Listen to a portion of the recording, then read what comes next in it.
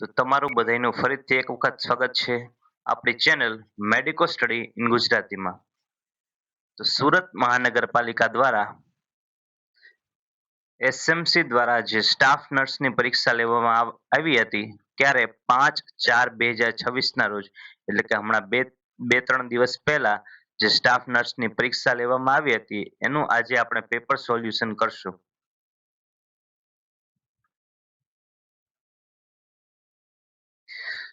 Staff નર્સની જે પરીક્ષા લેવાની હતી, ક્યારે 5/4/2026 ના રોજ, તો એનું આજે આપણે પેપર સોલ્યુશન જોશું. 100 એ 100 માર્કનું બધા પ્રશ્નોનું આજે પેપર સોલ્યુશન કરશું, અને એના ઉપરથી તમે નક્કી કરજો કે આપણે કેટલાક સાચા પડ્યા છે.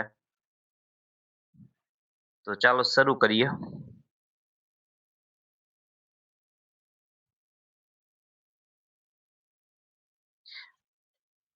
પહેલો પ્રશ્ન છે, મોસી ઓર્ડર પેશાબ શેમાં આવે છે?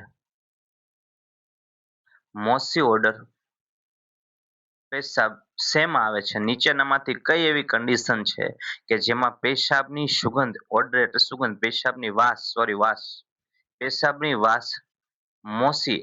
મોસી એટલે શું પેલા તો? મોસી એટલે ઘણી વખત જેવી ઉંદરની સ્મેલ આવે ને એવી, અથવા તો ઘણી વખત છે એ લાંબો ટાઈમ સુધી કોઈ બંધ રૂમ પડ્યો હોય, પછી એને તમે ખોલો, કોઈ જૂની બુક હોય અને એને પછી તમે લાંબા સમય પછી ખોલો, જૂની બુક હોય, નવી બુકની સુગંધ લો એ નથી કેતો કે નવા બુક હોય એને ખોલીને તમે સુગંધ લો એવી નથી કેતો. જૂની બુક હોય જે ઘણા ટાઈમથી પડી હોય એને તમે ખોલો, અથવા તો જે કોઈ રૂમ બંધ હોય ઝાઝા ટાઈમ સુધી અને એને પછી ખોલો, જેવી સુગંધ આવે ને એને કહેવાય મોસી ઓર્ડર. તો એવું કયા પેશાબમાં એવી સુગંધ આવે, વાસ આવે, કયા પેશાબમાં એવી વાસ આવે? ક્વોશિયરકોર, ફિનાઇલ કીટોનુરિયા, મરાસ્મસ કે ટાયરોસેનિમિયા? હવે ટાયરોસિનેમિયા. હવે એનો સાચો જવાબ છે ઓપ્શન બી, ફિનાઇલ કીટોનુરિયા.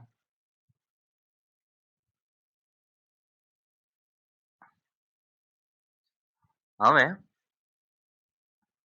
એવું શું કામ, ફિનાઇલ કીટોનુરિયામાં શું કામ એવી સુગંધ આવે? તો હવે છે ને, આ એક છે ને ફિનાઇલ કીટોનુરિયા છે ને, એક એવો એક ઇનહેરિટેડ મેટાબોલિક ડિસઓર્ડર છે.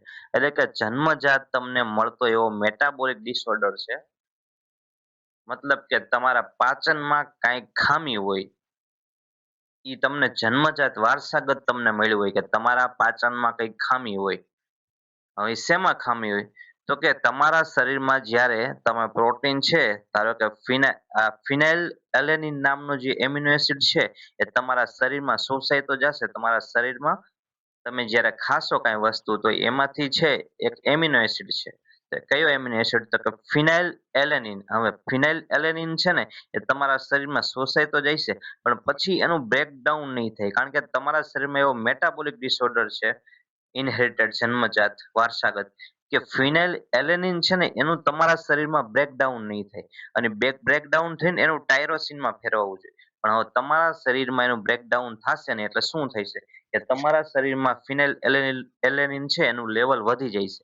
હવે બહુ લેવલ વધી જાય તો પછી શરીરમાં કાંઈક તકલીફ થાય, એટલે શરીર શું કરશે કે એને પેશાબ વાટે છે ને એને કીટોન બોડીમાં ફેરવીને બહાર જવા દે છે. શું કરશે?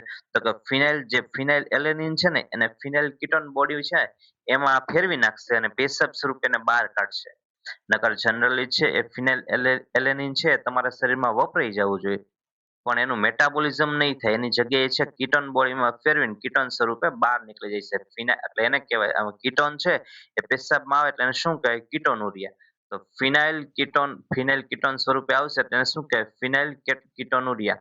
હવે ઈ જે પેશાબ આવશે એની સુગંધ કેવી છે? તો કે મોસી ઓર્ડર છે.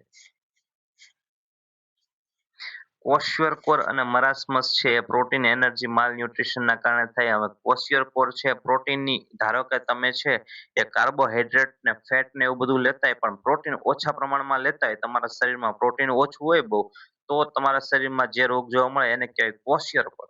હવે ધારો કે તમે ભૂખમરા ઉપર છો, તમને કાંઈ ખાવા જ નથી મળતું, તો કાંઈ ખાવા નથી મળતું ને એના કારણે તમે હાવ દુબળા પાતળા થઈ જાવ, તમારા હાડકાંય દેખાવા માંડે, આખા શરીરમાં હાડકાં દેખાવા માંડે, ક્યાંય છે ક્યાંય મસલ નો રહે, ફેટ નો રહે, તો એ જે કન્ડિશન થાય ને એને કહેવાય મરાસમસ. હવે આવું તમે ઘણી વખત છે ને આફ્રિકાના જે બાળકો હોય ને એમાં જોશો કે આફ્રિકાના બાળકો ઘણા હોય ને એને ખાવા બાવા ન મળતું હોય ને એટલે સાવ એવા થઈ જાય કે માથા મોટા થઈ ગયા ને પેટ ફૂલાઈ ગયા. હવે જેનું પેટ ફૂલાઈ ગયું હોય ને એ પ્રોટીન એનર્જી માલન્યુટ્રિશન વાળા કે એમાં પ્રોટીન છે એ ઘટે છે એટલે એનું પેટ ને એવું ફૂલાઈ જાય છે.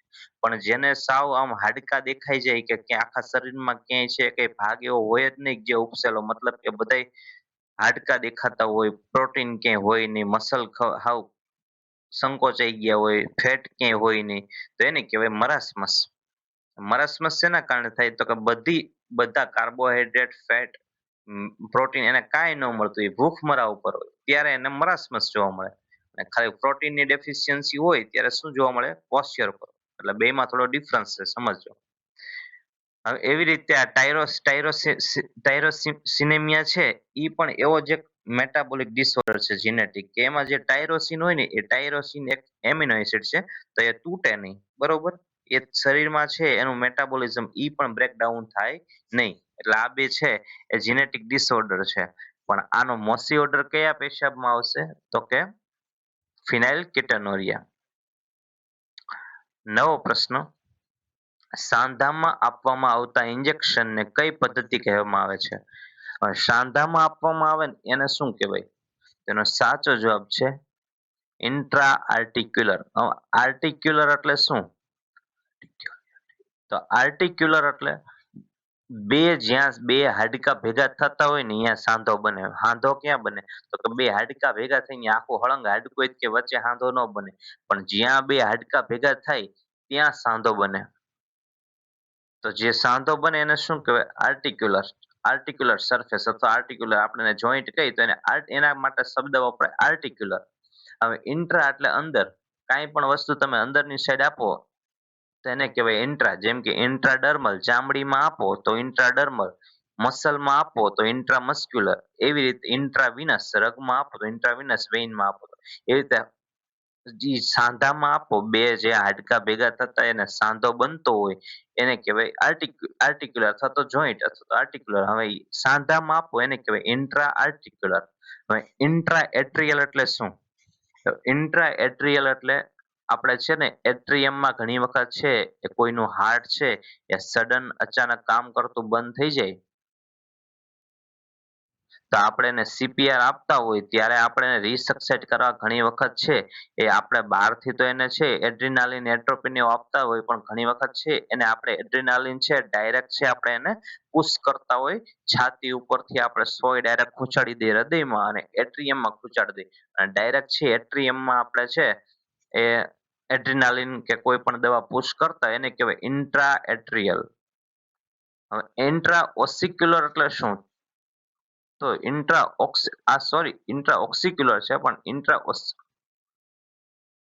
ઇન્ટ્રા ઓક્યુલર એટલે આંખમાં કઈ ઇન્જેક્શન આપો ને એને કહેવાય ઇન્ટ્રા ઓક્યુલર. હવે ઇન્ટ્રા ઓક્સિક્યુલર છે એને જોવું પડશે. આ એક તમને જોઈને કહીશ કે કાનમાં અપાય એને કહેવાય કે પછી આ સ્પેલિંગ મિસ્ટેક છે, એક વખત પાછો છે એ જોઈને હું તમને પાછો કહીશ કે આ કોમેન્ટમાં લખીશ કે ઇન્ટ્રા ઓક્સિક્યુલર છે એ કાન માટે વાપરેલું છે કે ઇન્ટ્રા ઓક્યુલર જ છે આંખ માટે છે, એ તમને જોઈને કહીશ. ઇન્ટ્રામિડ્યુલરી એટલે તો તમે જ્યારે બોન મેરોમાં અંદર ઇન્જેક્શન આપો, હાડકામાં, બોનમાં, બોન મેરોમાં તમે કંઈ પણ ઇન્જેક્શન આપો તો એને કહેવાય ઇન્ટ્રામિડ્યુલરી. એટલે આપણો અહીં સાચો જવાબ છે ઓપ્શન એ, ઇન્ટ્રા આર્ટિક્યુલર સરફેસમાં અથવા ઇન્ટ્રા આર્ટિક્યુલરમાં તમે ઇન્જેક્શન આપો, જોઈન્ટમાં ઇન્જેક્શન આપો એને કહેવાય ઇન્ટ્રા આર્ટિક્યુલર ઇન્જેક્શન. હવે એ શેના માટે આપવાનું તો ઘણી વખત મોસ્ટ કોમનલી આ ક્યાં આપવાનું હોય તો કે ની જોઈન્ટમાં આપો, શોલ્ડર જોઈન્ટમાં આપો, તો એ શેના માટે આપતા હોય તો ઘણી વખત છે તમને આર્થરાઇટિસ ને એવું થયું ને, ઓસ્ટિયો આર્થરાઇટિસ ને એવું, તો એ દુખાવા થતા હોય ને તો એની માટે છે ઘણી વખત છે આ સ્ટીરોઇડના ને એવા ઇન્જેક્શન આપતા હોય છે આપણે. નવો પ્રશ્ન, હાઇપોક્સિમિયા એટલે શું? હવે હાઇપોક્સિમિયા એટલે શું તો હાઇપોક્સિમિયા એટલે લોહીમાં ઓક્સિજનનો અભાવ.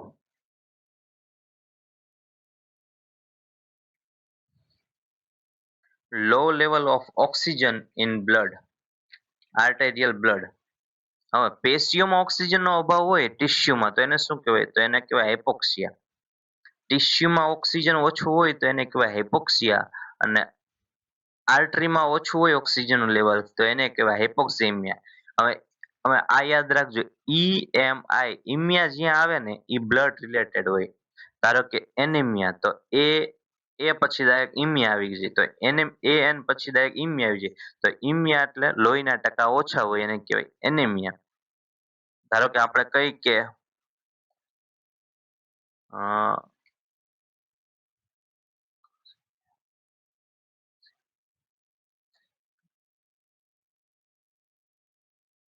હાઇપોક્સેમિયા એનેમિયા તો ઈએમઆઈ ઇમિયા છે બ્લડ માટે વપરાય, એટલે એ બધું યાદ રાખવાનું કે જેમાં છે એક્ઝેમિયા ઇમિયા ઇમિયા આવશે કોઈ પણ વસ્તુમાં એ કઈક બ્લડ રિલેટેડ વાત થતી છે. જો કદાચ તમને ન આવડે તો પણ તમે આવી રીતે તુક્કા મારી શકો કે લોહીમાં ઓક્સિજનનો અભાવ.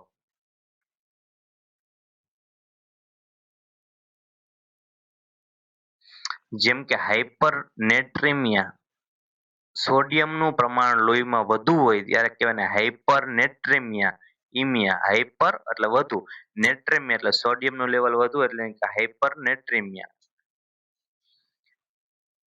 તો અહીંયા આપણો સાચો જવાબ છે હાઇપોક્સેમિયા એટલે લોહીમાં ઓક્સિજનનો અભાવ, અને હાઇપોક્સિયા એટલે પેશીઓમાં ઓક્સિજનનો અભાવ. નવો પ્રશ્ન, નીચેનામાં પૈકી કઈ કોમન સાઇટથી હોસ્પિટલ એક્વાયર્ડ ઇન્ફેક્શન લાગે છે? હવે નીચે ચાર ઓપ્શન આપ્યા: surgical site, respiratory site, urinary site, આંખ નાક કાન ગળાથી.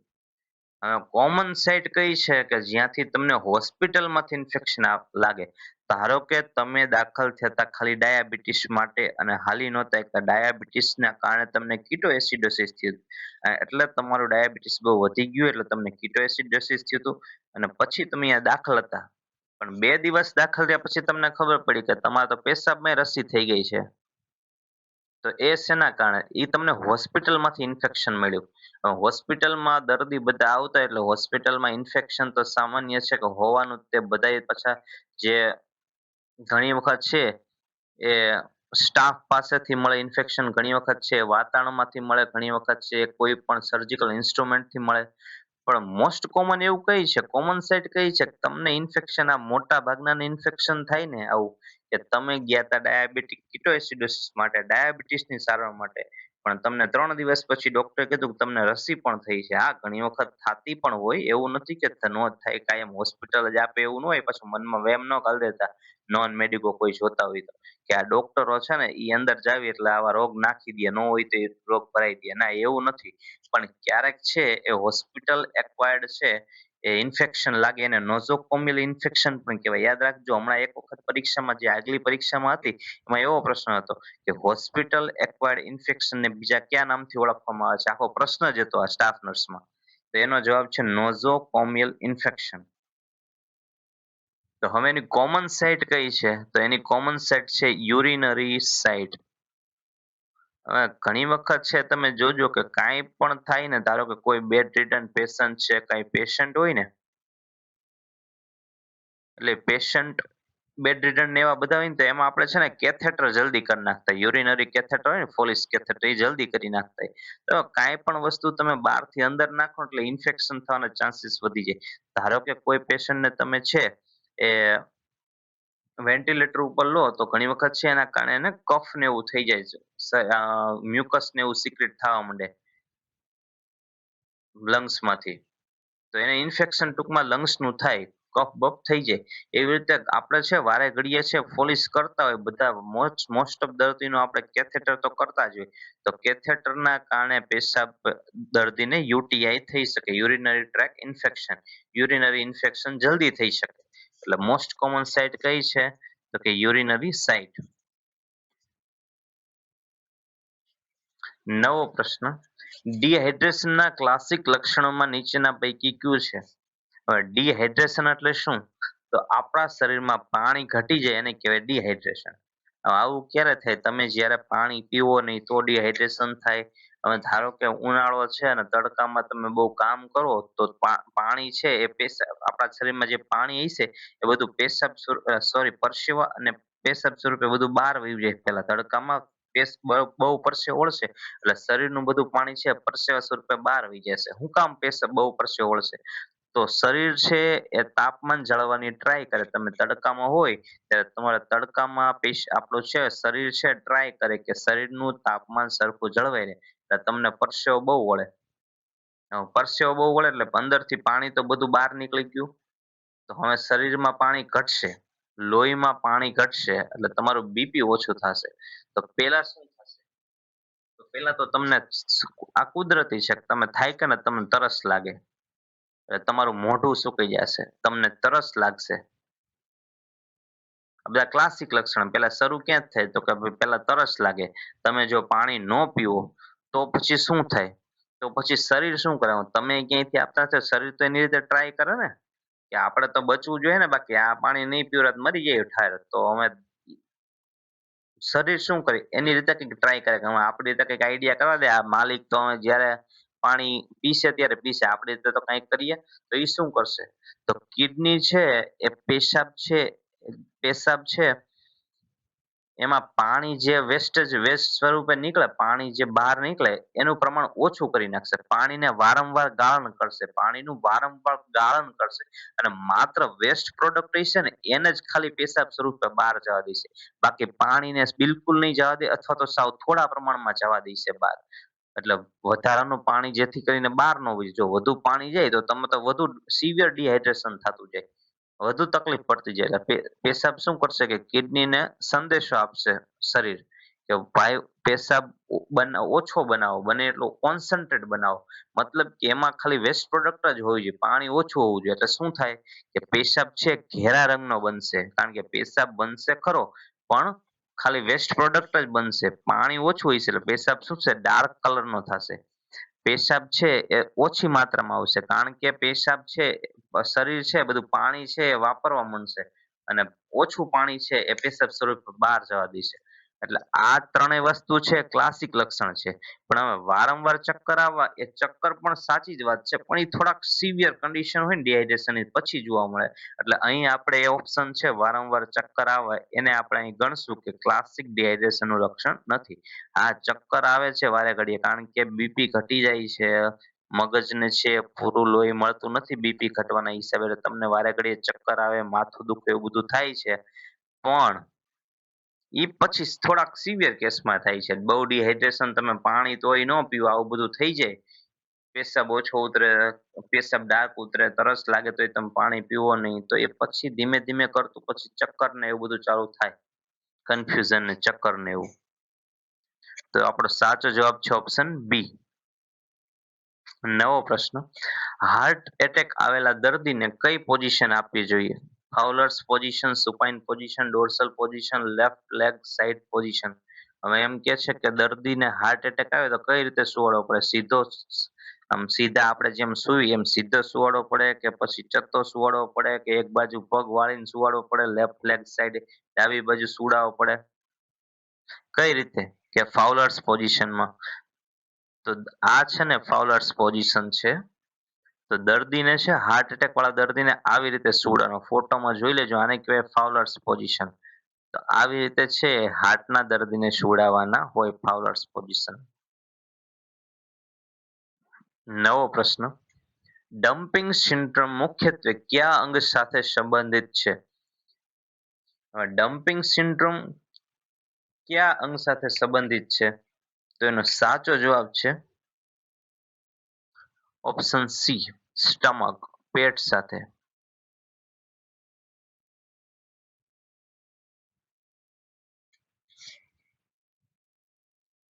આમાં ઘણી વખત છે એ તમે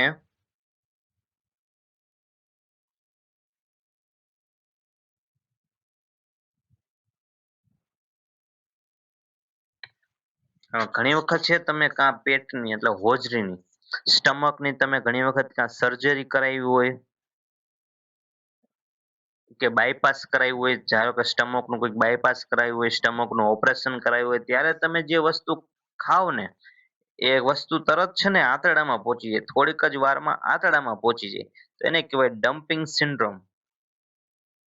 એટલે એના કારણે શું થાય પછી તમને ઝાડા થઈ જાય, કારણ કે ખોરાક તો છે એ તો હજુ પાચન બરોબર થયો ને, પાચન મતલબ કે ખોરાકનો જઠરમાં હાવ ભૂકો થાય, એમાં પાચક રસ બધા પડે, ખોરાકનો સાવ ભૂકો થઈ જાય. પણ હવે જઠરમાં લાંબો ટાઈમ પડ્યો નહીં રહે એટલે ખોરાક છે મોટો મોટો છે, બહુ બહુ છે ને ભૂકો નહીં થાય ને ડાયરેક્ટ આંતરડામાં આવી જાય એટલે તમને શું થાય તો ક્યારેક પેટમાં દુખે, ઉલટી જેવું થાય, ચૂંક આવે, ઝાડા થઈ જાય, એટલે આવા બધા લક્ષણો જોવા મળશે. ક્યારે ડમ્પિંગ સિન્ડ્રોમ હોય તો તમે ક્યારેક છે એ સ્ટમકની સર્જરી કરાવી હોય એવું કાંઈ હોય તો આ ડમ્પિંગ સિન્ડ્રોમ જોવા મળે. સ્ટમકની સર્જરી કરાવ્યા પછી એ ખોરાક છે એ 3 થી 4 કલાક છે આપણે સ્ટમકમાં રહેવો જોઈએ, પણ તમે સર્જરી કરાવી હોય કંઈક સ્ટમક એટલે કે જઠરની, એટલે જઠર નાનું થઈ ગયું હોય એટલે એના હિસાબે છે ખોરાક જઠરમાં ઓછો રહે અને પછી ડાયરેક્ટ નાના આંતરડામાં આવી જાય. અને જો જલ્દી નાના આંતરડામાં આવી જાય એટલે પછી ખોરાક ખોરાક છે એ પૂરો ઓગળો ન હોય, મતલબ કે ભૂકો ન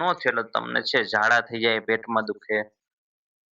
નવો પ્રશ્ન, વૃદ્ધ દર્દીઓમાં સૌથી સામાન્ય માનસિક સમસ્યા કઈ છે? વૃદ્ધ દર્દીઓ છે એમાં સૌથી સામાન્ય માનસિક સમસ્યા કઈ છે? ડિપ્રેશન, સ્કિઝોફ્રેનિયા, બાયપોલર ડિસઓર્ડર કે એપિલેપ્સી? તો એનો સાચો જવાબ છે ડિપ્રેશન. હવે તમે તમારા દાદીને ને એને સાંભળ્યું હશે, તમે કંઈક કહો ને કે હાલો ફરવા જઈએ તો કે હવે તમે જાઓ મારે ન જવાનું હોય. હવે તમને ક્યારેક એમ કહેશે કે મને ગમતું નથી, મને કઈ મજા નથી આવતી. જ્યારે તો તમે પૂછો ને કે એમાં શું નો મજા આવે, જીવવાનું હોય, તો તમે કહેશે કે ના મને ક્યાંય ગમતું નથી. આપણે પૂછીએ કે હાલો ક્યાંય ફરવા જવું હોય તો કે ના મારે નથી થવું, તમારે જવું હોય જાઓ, મારે અત્યારે નો, મારે અત્યારે થોડા હારા લાગી, મારે ક્યાંય નથી જવું. આપણે પછી એને ઘણી વખત છે આપણે કઈ એને વઢીએ તો રોવા માંડે. અને આ નાની નાની વાતમાં ચિંતા કરતા હોય, તમને કાંઈક ને કાંઈક વાતમાં તમને ટોકતા હોય, જેમ કે ખાઈ લે, 12 વાગ્યા ખાઈ લે, પણ આને ખબર હોય કે ભાઈ 11 વાગે આપણે મેગી દાબીને બેઠા તો આપણને ભૂખ છે નહીં, પણ માને ચિંતા હોય, મા બાપને ગઈઢા ડોહા ડોસીઓને ચિંતા હોય કે બિચારા છોકરા ખાતા નથી, ભૂખ્યા છે. તો આવી રીતે છે અલગ અલગ વાતનું ડિપ્રેશન હોય. મતલબ કે આ તો એક તમને સમજાયું, આ બધું કઈ ડિપ્રેશનની વ્યાખ્યા, તો તમને સમજાયું કાંઈક ને કાંઈક ચિંતા રહેતી હોય કે હવે આપણે વયા જાવી તો હારું, ભગવાન ક્યારે લેશે. તો આવું બધું છે એ સૌથી સામાન્ય માનસિક સમસ્યા કઈ છે તો કે ડિપ્રેશનમાં હોય. મોટા ભાગના વૃદ્ધ દર્દી છે એ ડિપ્રેશનમાં હોય. નવો પ્રશ્ન, સીપીઆર નો સંપૂર્ણ અર્થ શું છે? તો સીપીઆર નો સંપૂર્ણ અર્થ છે કાર્ડિયો પલ્મોનરી રિસક્સેટેશન. હમણાં છે ને આ કોરોના પછી છે ને આ શબ્દનો બહુ ઉપયોગ થાય છે કે સીપીઆર. સીપીઆર છે ને અત્યારે બધાને આપતા આવડી ગયું. સીપીઆર છે એ અત્યારે બધાને આપતા આવડી ગયું. પેલા છે ડોક્ટર અને પ્રોફેશનલ્સ છે એમને જ ક્યારેક ક્યારેક હોસ્પિટલમાં દેવા પડતા પેશન્ટ જ્યારે જ્યારે છે એ અચાનક મૃત્યુ પામે, હૃદય બંધ થઈ જાય ને ત્યારે જ દેવા પડતું. પણ હવે છે ને ગમે એના હૃદય બંધ થઈ પડી જાય છે. ધારો કે પોલીસની ભરતીમાં ગયા હોય તો અહીંયા હૃદય બંધ પડી જાય છે. ક્રિકેટ રમવા ગયા હોય તો અહીંયા અચાનક દોડતા દોડતા, ધૂણતા ધૂણતા, રમતા રમતા અચાનક છે હૃદય બંધ થઈ જાય છે. હવે અચાનક એકાએક હૃદય બંધ થઈ જાય તો એને છે ને પુનર્જીવિત કરવા, મતલબ હૃદયને પાછું ચાલુ કરવા માટે તમે સીપીઆર આપો તો ઘણી વખત છે હૃદય પાછું ચાલુ થઈ જાય છે. મતલબ કે દર્દીને ધારો કે અચાનક હૃદય બંધ થઈ ગયું, કાંઈ નતું ને અચાનક હૃદય બંધ થઈ ગયું તો તમે સીપીઆર આપો, મતલબ કે કાર્ડિયો પલ્મોનરી રિસક્સેટેશન. હૃદય અને ફેફસાને પુનર્જીવિત કરો તો વ્યક્તિ છે પાછો જીવિત થઈ જશે. તો હવે એમાં શું કરવાનું હોય તો પેશન્ટને છે કાર્ડિયાક કમ્પ્રેશન આપવાના. પેશન્ટની ડાબી બાજુ છે, સોરી જમણી બાજુ, દર્દીની જમણી બાજુ છે તમારે બેસવાનું હોય પગ વાળીને ઢીચણીએ, અને તમારે છે એના છાતી ઉપર સ્ટિર્નમ ઉપર ને હાર્ટ ઉપર છે તમારે બે હાથ રાખવાના હોય, અને હાથ રાખીને પછી છે કોણીમાંથી હાથ વળે નહીં એ રીતે તમારે કાર્ડિયાક કમ્પ્રેશન આપવાના હોય. તમારે કાર્ડિયાક કમ્પ્રેશન આપવાના હોય અને બે બે શ્વાસ આપવાના હોય. જો તમારી પાસે ઓક્સિજનની વ્યવસ્થા હોય તો ઓક્સિજન આપવાનું હોય, અંબુ બેગ હોય તો અંબુ બેગથી આપવાનું હોય.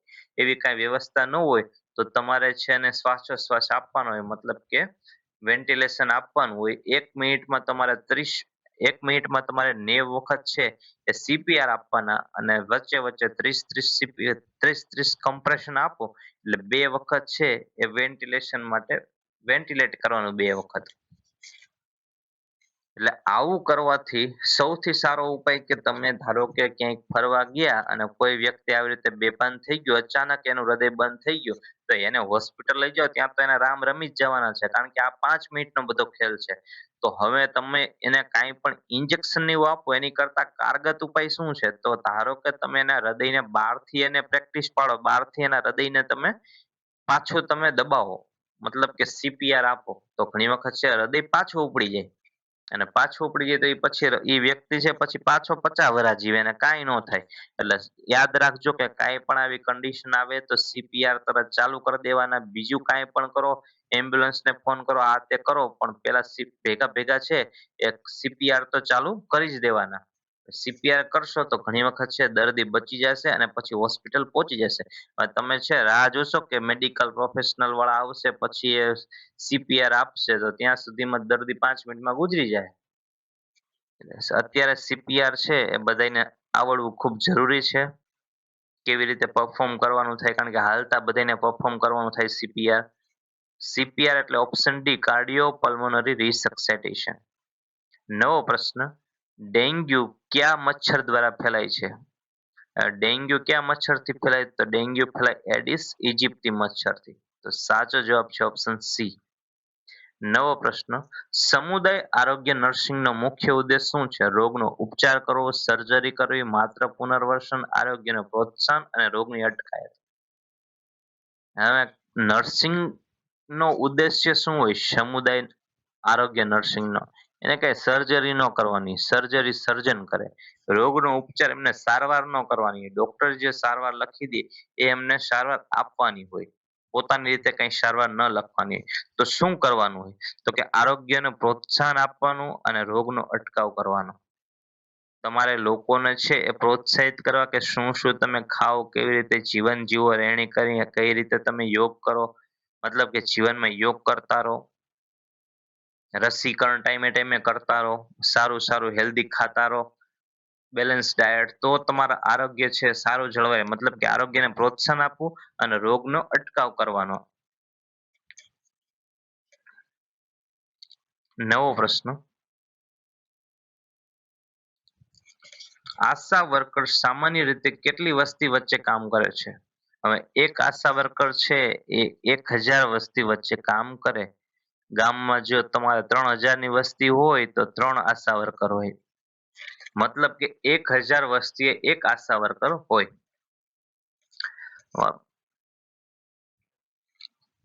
નવો પ્રશ્ન, કટોકટી સમયમાં રેફરલ કરતી વખતે સૌથી વધુ ધ્યાન શું રાખવું છે? કોઈ પણ દર્દીને, ધારો કે તમે નાના સેન્ટરમાં છો, સ્ટાફ નર્સ તરીકે તમે સીએચસી માં છો અને સીએચસી માંથી પછી તમારે કોઈ મોટી હોસ્પિટલ, ગવર્મેન્ટ હોસ્પિટલમાં દર્દીને મોકલવાનું છે, તો તમારે શું ધ્યાન રાખવાનું? દર્દીને શું દવા આપવા માંડવાનું છે? દર્દીને ચાલતા મોકલવાના છે કે રેફરલ સ્લીપ વગર મોકલવા, કે દર્દીનું સ્થિરીકરણ કરવું અને ઝડપી પરિવહન કરવું? તો હવે છે ને પેલા તો દર્દીને સ્ટેબલ કરવું અને ઝડપી ટ્રાન્સપોર્ટ કરવું, મતલબ કે તમારે કાંઈ પણ ટાઈમ બગાડ્યા વગર એમ્બ્યુલન્સમાં જલ્દીથી દર્દી દવાખાને પહોંચે એવું કરવાનું. ધારો કે તમારી પાસે કોઈ માયોકાર્ડિયલ ઇન્ફેક્શન એમઆઈ વાળું દર્દી આવ્યું છે, હાર્ટ એટેક વાળું, તો તમે શું કરશો કે હાર્ટ એટેકની દવા આપે કરશો, ઇન્જેક્શન એવું તમારી રીતે ગોતશો બધું? તમારી પાસે ઇન્જેક્શનની સુવિધા કાંઈ ઉપલબ્ધ નથી તો શું કરશો?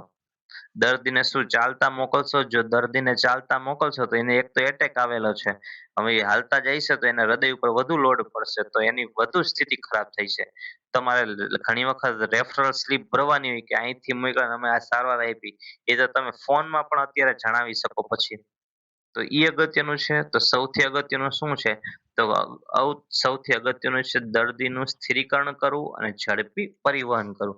બને એટલું દર્દીને જલ્દી હોસ્પિટલે પહોંચાડવું.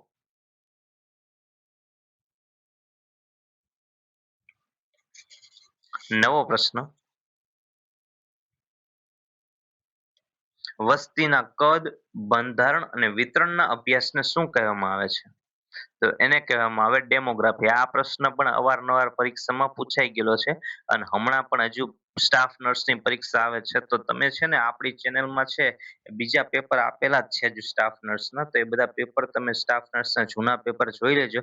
કારણ કે અમુક અમુક પ્રશ્ન છે ને એ રિપીટ વારંવાર થાય છે, તો હું તમને કહેતો જઈશ કયા પ્રશ્નો છે વારંવાર રિપીટ થાય છે. તો તમે છે ધ્યાન દ્યો તો તમારે ઓછી મહેનતે વધુ માર્ક્સ આવે. તો ડેમોગ્રાફી એટલે વસ્તીના કદ, બંધારણ અને વિસ્તરણના અભ્યાસને ડેમોગ્રાફી કહેવાય. નવો પ્રશ્ન, કઈ પદ્ધતિ કાયમી પરિવાર નિયોજનની છે? ફેમિલી પ્લાનિંગ તમારે કાયમી કરવું હોય તો એના માટેની કઈ પદ્ધતિ છે? ઓરલ પિલ્સ, નસબંધી, કોન્ડમ, કોપરટી. હવે તમે કોપરટી વાપરો તો વધીને 10 વર્ષ, ઓરલ ઓરલ પિલ્સ વાપરો તો જ્યાં સુધી પીવો ત્યાં સુધી, એટલે કે ધારો કે 3 મહિના, 2 મહિના, 21 દિવસ પીવો ત્યાં સુધી, મહિનો દિવસ. કોન્ડમ તો તમે જ્યારે વાપરો ત્યાં સમય સુધી. તો આ બધી વસ્તુ છે ને એ ટેમ્પરરી છે. મતલબ કે થોડાક સમય પૂરતું છે, એ તમારું પરિવાર નિયોજનની પદ્ધતિ છે થોડાક સમય પૂરતી. કે તમે કઈ સેક્સ્યુઅલ એક્ટિવિટી કરશો અને આમાંનું કાંઈ પણ વાપરશો, કોપરટી વાપરશો, ઓરલ પિલ્સ વાપરશો કે કોન્ડમ વાપરશો, તો તમને થોડાક સમય માટે સેફટી રહેશે. પણ તમે નસબંધી કરાવશો, મતલબ તમે સાંભળ્યું હશે કે બાળકનું ઓપરેશન માતા કરાવે કે બાળકનું ઓપરેશન કરાવી નાખ્યું, અથવા તો નસબંધીનું ઓપરેશન કરાવી નાખ્યું. તમે અવારનવાર છે એ ટીવીમાં ને એમાં જોતા હશો કે આ CHC માં 4,000 રૂપિયા આપીને પરાણે ઓપરેશન કરી નાખ્યું. ઘણી વખત છે દર્દીને વ્યવસ્થિત સમજાવેલું હોય છતાં પણ આવી કંઈક મિસઅન્ડરસ્ટેન્ડિંગ થતી હોય. તો જે પુરુષની જે નસબંધી કરીએ એને કહેવાય વાસેક્ટોમી, સ્ત્રીની કરીએ એને કહેવાય ટ્યુબેક્ટોમી. કારણ કે ફેલોપિયન ટ્યુબને કટ કરીએ એટલે ટ્યુબને કટ કરીએ ને તો એને કહેવાય ટ્યુબેક્ટોમી. અને પુરુષમાં વાસ ડિફરન્સને આપણે કટ કરીએ એટલે એને કહેવાય વાસેક્ટોમી. પણ એને ગુજરાતીમાં શું કહેવાય તો કે નસબંધી. એટલે નસબંધી છે એ કાયમી મેથડ છે, મતલબ કે એક વખત તમે કરો એટલે આખી જિંદગી પછી તમારે છે એ પ્રેગ્નન્સી રહેવાના કઈ ચાન્સીસ રહે નહીં. પુરુષ કરે તો પુરુષ તરફથી ક્યાંય ચાન્સીસ ન રહે, સ્ત્રી કરે તો સ્ત્રી તરફથી ચાન્સીસ ન, એટલે બે માંથી એક જ કરાવે તોય ચાલે. એવું કઈ જરૂર નથી કે બેન કરાવો, ખાલી એક વ્યક્તિ છે એ નસબંધી કરાવે એટલે ચાલે. અને એ કાયમ માટે સેફટી આપશે કે પછી તમારે આ કોપર સ્ટીક એનો કઈ યુઝ કરવો પડશે નહીં. તો સૌથી સેફ મેથડ છે કાયમી મેથડ છે. પણ હા, એ વાત ખરી કે ઓપરેશન કરવું પડે. પણ અત્યારે તો નસબંધી પણ એવી રીતે થઈ જાય છે કે ડાયરેક્ટ છે એ ડોક્ટર છે ધારદાર કાતરથી અંદર ખૂંચાડીને જે સ્ક્રોટમ હોય વૃષણ કોથળી, સ્ક્રોટમમાં ખૂંચાડીને કટ કરી નાખે અને ટાંકા લઈ લે બાર. બે છે એના છેડા બાંધીને ટાંકા લઈ લે. એટલે પુરુષ નસબંધી થોડીક જ મિનિટનું ઓપરેશન છે અને બહુ માઇનર ઓપરેશન છે હવે. અને એવી જ રીતે સ્ત્રી નસબંધી છે એ પણ હવે બહુ માઇનર ઓપરેશન થઈ ગયું છે. તો કોઈ પણને જો આવી કઈ દવા પીલ્સ ને એવું ન ખાવું હોય તો કરાવી શકે. નવો પ્રશ્ન, ડોપામાઇનનું સ્તર વધવાથી શું થાય? તો ડોપામિનનું સ્તર વધવાથી શું થાય? સ્કિઝોફ્રેનિયા, હતાશા, OCD, BPOD, bipolar obsessive disorder, OCD obsessive compulsive disorder, હતાશા એટલે ડિપ્રેશન કે સ્કિઝોફ્રેનિયા. તો આમાંનું શું થાય? તો ડોપામાઇનનું લેવલ વધે એટલે સ્કિઝોફ્રેનિયા થાય, અને ડોપામિનનું લેવલ ઘટે એટલે ડિપ્રેશન આવે. સેરેટોનિન, ડોપામિનનું બધાયનું લેવલ ઘટે એટલે હતાશા, ડિપ્રેશન આવે, અને વધે એટલે સ્કિઝોફ્રેનિયા થઈ જાય. મોટી ઉંમરનાને સ્કિઝોફ્રેનિયા થઈ જાય. નવો પ્રશ્ન, સૌથી ગંભીર આલ્કોહોલ વિથડ્રોલ સિન્ડ્રોમ કયું છે? હવે આ બધા નીચે તમે જુઓ ને એ બધા છે ને આલ્કોહોલ વિથડ્રોલ સિમ્ટમ છે. કે આલ્કોહોલિક આભાસ, તમને એમ થાય દારૂ પીવાની ઈચ્છા થાય, દારૂ યાદ આવે, એને કે આલ્કોહોલિક આભાસ. આલ્કોહોલિક સીઝર, એના કારણે ઘણી વખત છે આલ્કોહોલના કારણે સીઝર આવે. ડિલિરિયમ ટ્રેમેન્સ અને હેંગઓવર. હવે હેંગઓવર એટલે શું? તો તમે ઘણી વખત ઓલું હેંગઓવર, વધુ પડતું તમે દારૂ પીવો ને પછી તમે દારૂ કાયમ પીતા હોય એટલે દારૂ મૂકો ને પછી તમને છે ને માથું ભારે ભારે લાગે, માથું દુખે, એને કહેવાય હેંગઓવર. આપણે નથી કહેતા કે વધુ પી લીધું હેંગઓવર થઈ ગયું. એટલે હેંગઓવર થાય, તમે ધારો કે રાત્રે તમે દારૂ પીધો હોય, દિવસે આવીને તમે કહો કે ભાઈ હેંગઓવર થઈ ગયો ને, મતલબ કે વધુ પી લીધું ને એટલે આજે છે ને હેંગઓવર ના કારણે માથું ને એવું દુખે, માથું દુખે છે, મગજ ભારે ભારે લાગે છે, ગુસ્સો આવે છે. તો આવી રીતે એક ગીત છે, હેંગઓવર તેરી બાતો કા. હવે જો આમાં શું કહેવા માંગે છે કે ઈ એમ કહેવા માંગે છે કે તારી યાદ, તને યાદ કરી કરીને, હવે તને યાદ કરી કરીને હું પાગલ થઈ ગયો છું. એ રીતે આ દારૂમાં એવું કે પી પીને પછી બીજે દિવસ સિમ્ટમ આવે. ધારો કે એકાએક મૂકી દે એટલે 2 થી 3 દિવસે લક્ષણો આવે કે દારૂ રાત બહુ પીધો હોય 1 2 દિવસ, અને પછી કાયમ પીતા હોય અને પછી ડાયરેક્ટ મૂકો, વધુ પીધો હોય પછી હેંગઓવર સિમ્ટમ્સ આવે, લક્ષણ આવે. એ રીતે આ જે સલમાન ખાન નું મૂવી છે એમાં એમ કહેવા માંગે છે તારી વાતું અને તને યાદ કરી કરીને છે હવે તો ભાઈ ગાંડા જેવો થઈ ગયો, કેટલીક વખત યાદ કરું, બહુ નકરી યાદ જ આવે, એટલા ભેગા રહ્યા હવે યાદ આવે, એટલે એના હિસાબે પછી માથું ને એવું દુખે, તો ઈ એના રિલેટેડ છે. અને આપણે જે સમજીએ દારૂના રિલેટેડ છે. પણ ડિલિરિયમ ટ્રેમન્સ એટલે શું, તો દારૂ તમે મૂકો એટલે વિથડ્રોઅલ સિમ્ટમ આવશે. કાંઈ પણ મૂકો, બીડી મૂકો, માવા મૂકો, કાંઈ પણ મૂકો કે ડ્રગ્સ મૂકો એટલે તમે એક વખત કાયમી તમારે હેબિટ પડી ગઈ હોય, તમારે રોજ પીવું પડતું હોય, પણ તમે પછી એ વસ્તુ મૂકો એટલે તમારામાં લક્ષણો કાંઈક આવે. તમે એ વસ્તુ ટેવ મૂકો ને એટલે જેમ કે બીડી તમે મૂકો ને એટલે જે પૂછશો જેમ જે બીડી પીતા હોય ને બીડી એકાએક મૂકી દે ને એટલે એને કઈ હુજે નહીં, એને કબજિયાત થઈ જાય, એને માથું દુખે, એને ગેસ થાય. તો આ બધા વિડ્રોવલ સિમ્ટમ એ બીડીના વિડ્રોવલ સિમ્ટમ કહેવાય. એમાં આલ્કોહોલના વિડ્રોવલ સિમ્ટમ એટલે શું, તો કોઈ વ્યક્તિ બહુ દારૂ પીતો હોય ને પછી એકાએક મૂકી દે તો એને શું થાય, આલ્કોહોલનો આભાસ થાય, હેંગઓવર, આલ્કોહોલિક સીઝર થાય કે ડિલિરિયમ ટ્રેમન્સ. હવે ડિલિરિયમ ટ્રેમન્સ એટલે હું કોઈ પણ વ્યક્તિ દારૂ પીતો હોય એટલે પછી 2 થી 3 દિવસ પછી એને વિડ્રોવલ સિમ્ટમ આવે, એમાં ડિલિરિયમ ટ્રેમન્સ એટલે તો વ્યક્તિ છે એ કન્ફ્યુઝનમાં મુકાઈ જાય, એને ડિલિરિયમ થવા માંડે, મતલબ કે ઘણી વખત છે એવું બોલતો હોય, ઘણી વખત એવું બોલે કે મારી માથે આ કબાટ પડશે, મારી માથે આ પંખો પડશે, મારી માથે પંખો પડશે, હકીકતમાં કઈ ન પડવાનું, પણ વ્યક્તિ છે ને ફીવર આવી જાય, એ ડિલિરિયમમાં વયું જાય, અનકોન્શિયસ થઈ જાય, વીકનેસ આવી જાય, ટ્રેમ્બલિંગ થવા માંડે, કન્ફ્યુઝન થવા માંડે. ડિલિરિયમ એટલે શું, તો કોઈ પણ વસ્તુ, કોઈ પણ વ્યક્તિ કંઈક આમ બકવાસ કરવા માંડે ને ઊંઘમાં, એને કહેવાય ડિલિરિયમ. મતલબ કે હું જો સૂતો હોય અને હું અચાનક હું ડિલિરિયમમાં હોય, હું એમ બોલ બોલ કરું કે આ માથું મારી ઉપર પડશે, આ ઉંદરડા જો આખા રૂમમાં ફરે છે, ઉંદરડા કેટલા બધા ફરે, હકીકતમાં એક રૂમમાં ઉંદરડું કાંઈ હોય જ નહીં, પણ તમને ડિલિરિયમ એટલે શું કે કેટલા બધા ઉંદરડા ફરે છે, એટલે આ મતલબ એનું ડિલિરિયમ છે. અલગ અલગ ડિલિરિયમ હોય બધાને. તો સૌથી ગંભીર લક્ષણ કયું છે, તો કે ચિત્તભ્રમ સમાપ્ત થાય, એટલે ઈ ગુજરાતી અલગ છે થોડું, પણ આપણે યાદ રાખવાનું ડિલિરિયમ ટ્રેમન્સ. નવો પ્રશ્ન, image public private image publications private limited Mumbai દ્વારા ગુજરાતી ભાષામાં પ્રકાશિત પુસ્તક માતૃદેવો ભવ ગુજરાતના કયા કવિ લેખકે સંપાદિત કર્યું હતું? તો એનો સાચો જવાબ છે રોહિત શાહ. Option C Rohit Shah. નવો પ્રશ્ન, ગાયના દૂધમાં ભેંસના દૂધની ભેળસેળ થઈ હોય તો તેનું નિદાન કરવા માટે કયો ટેસ્ટ લેબોરેટરીમાં કરવામાં આવે છે? Kapila test, Hansa test, Sabari test કે કામધેનુ ટેસ્ટ? તેનો સાચો જવાબ છે હંસા ટેસ્ટ.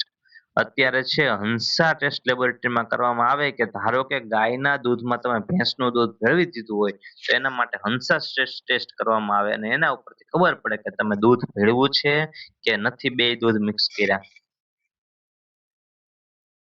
નવો પ્રશ્ન, ડીપીડીપી એક્ટ 2023 માં ડીપીડીપી નું પૂરું નામ શું છે?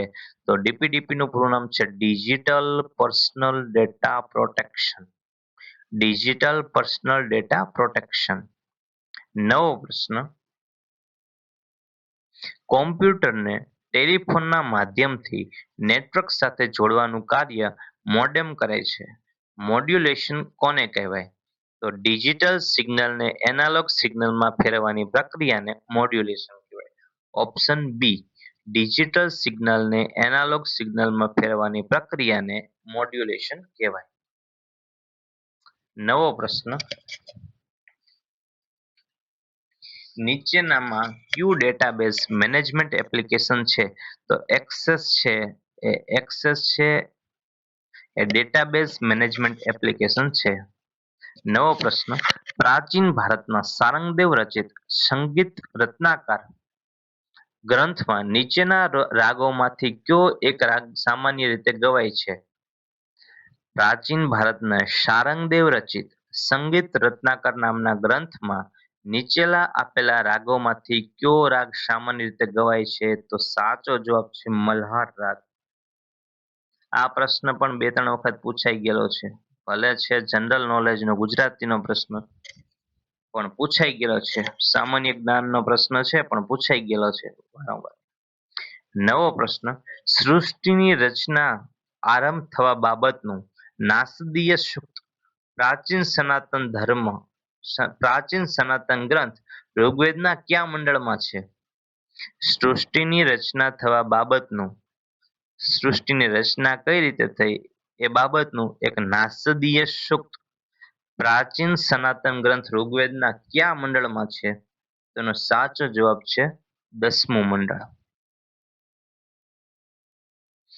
નવો પ્રશ્ન, સ્પેલ્ડિંગ ચિહ્ન શેમાં જોવા મળે છે? સ્પેલ્ડિંગ ચિહ્ન શેમાં જોવા મળે છે? તેનો સાચો જવાબ છે ડેડ બોન. હવે સ્પેલ્ડિંગ ચિહ્ન એટલે શું? તો ઘણી વખત છે એ એક્સરે કરો અથવા તો સોનોગ્રાફી કરો, એટલે એમાં સોનોગ્રાફીમાં ખબર પડે કે બાળક છે એ બાળકના જે હાડકા છે, ખોપડીના હાડકા છે, તમે જોજો કે નાનું બાળક જન્મે ને ત્યારે ખોપડી વચ્ચે આપણે ખબર એન્ટિરિયર ફન્ટાનેલ પોસ્ટિરિયર ફન્ટાનેલ એમ બે જગ્યા હોય, અને ખોપડીમાં વચ્ચે ખાડો હોય, અને બે હાડકા બે જુદા જુદા હોય, બે જે પરાઇટલ બોન હોય જુદા જુદા હોય, અને ધીમે ધીમે ઉંમર થાય એમ પછી પરાઇટલ બોન જોડાતા જાય. પણ ઘણી વખત છે એ કોઈ પણ બાળક છે માતાના પેટમાં જ મરી જાય, મતલબ કે ફિટસ છે એ ફિટસ છે ડેડ થઈ જાય, માતાના પેટમાં જ તે ડિલિવરી થયા પહેલા ડેડ થઈ જાય, તો સોનોગ્રાફી કરે ત્યારે અથવા તો એક્સરે કરે બાળકનો ત્યારે ખબર પડે કે આ બે હાડકા છે એકબીજા ઉપર આવી ગયા છે. આ બે હાડકા છે એકબીજા ઉપર આવી ગયા છે. શું કામ? તો કે અંદર છે એ મેસ્ટ્રેશન થઈ ગયું છે, બ્રેઇનમાં મેસ્ટ્રેશન થવાથી બે બોન છે એ એકબીજા ઉપર આવી જાય, એને કહેવાય મોડ્યુલિંગ. ઘણી વખત આ છે ડિલિવરી કરતા હોય ને ત્યારે વજાઈનામાં થોડું કમ્પ્રેસ થાય ને તો ત્યારે મોડ્યુલેશન થાય, મતલબ કે બે હાડકા છે, બે ખોપડીના હાડકા એકબીજા ઉપર આવે, પણ એ ટેમ્પરરી હોય. પણ આવું તમને જો મતલબ કે યુટ્રસમાં ગર્ભાશયમાં જ જોવા મળે પ્રેગ્નન્સી દરમિયાન સ્પેલ્ડિંગ ચિન્સ કે સ્પેલ્ડિંગ સાઇન, મેં તમને કીધું એકબીજા ઉપર હાડકા આવી ગયા હોય, તો એ શેમાં જોવા મળે? મતલબ કે બાળક છે ફિટસ છે ડેડ થઈ ગયું છે, ડેડ બોનમાં, મૃત જન્મમાં. નવો પ્રશ્ન, બંડલ રિંગ્સ ને શું કહેવાય? બંડલ રિંગ્સ એટલે શું? પેલા તો હું તમને આજે એક વખત બતાવી દઉં ફોટોમાં કે આ જો આ છે નોર્મલ છે. ધારો કે કોઈ પ્રેગ્નન્ટ લેડી છે તો એનું પેટ આવું હોય, જ્યારે પૂરા મહિના થાય ત્યારે પેટ આવું હોય.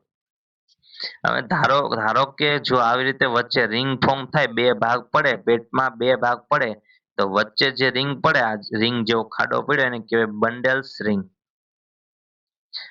આ ફોટોમાં તમે જોઈ શકો છો કે જો આ પેશન્ટ છે ને બે ભાગ પડ્યા, કે આ બાજુ છે એ ઉપરનો ભાગ છે યુટ્રસનો, આ બાજુનું છે સર્વિક્સ બાજુનો લોઅર સેગમેન્ટ છે, નીચેનો ભાગ છે.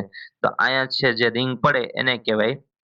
આ ફોટો છે ખાલી અભ્યાસ પૂરતો છે, જોવા માટે, તમને એકચ્યુઅલમાં આઈડિયા આવે ને વધુ યાદ રહે એના માટે છે, કે તમે નકરું ખાલી હવામાં બધું અનુમાન કરો કોને બંડલ રિંગ કહેવાય, કોને બંડલ રિંગ કહેવાય. આ તમે જુઓ તો ખબર પડે કે કોને બંડલ રિંગ કહેવાય. ઘણી વખત કેવું થાય કે જ્યારે ડિલિવરીનો સમય થાય ને ત્યારે ઉપરથી કોન્ટ્રેક્શન થવું પડે અને વજાઈના ધીમે ધીમે છે ડાયલેટ થવી પડે. પણ ઘણી વખત એવું થાય કે આ બે વચ્ચે છે વજાઈના છે એ ડાયલેટ ન થતા લાંબી થાય. વજાઈની સોરી યુટ્રસનો લોઅર સેગમેન્ટ છે, સર્વિક્સનો લોઅર સેગમેન્ટ ઈ, અને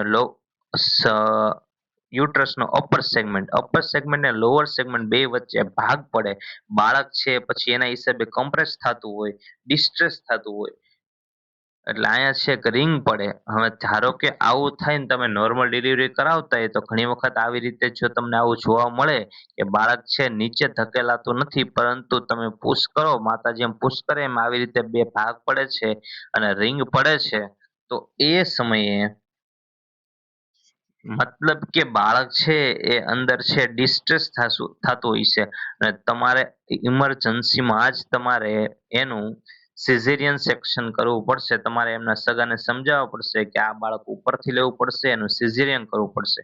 તો એને શું કહેવાય? જે બંડલ રિંગ્સ થાય, એ બંડલ રિંગ્સ ને કહેવાય રિટ્રેક્શન રિંગ.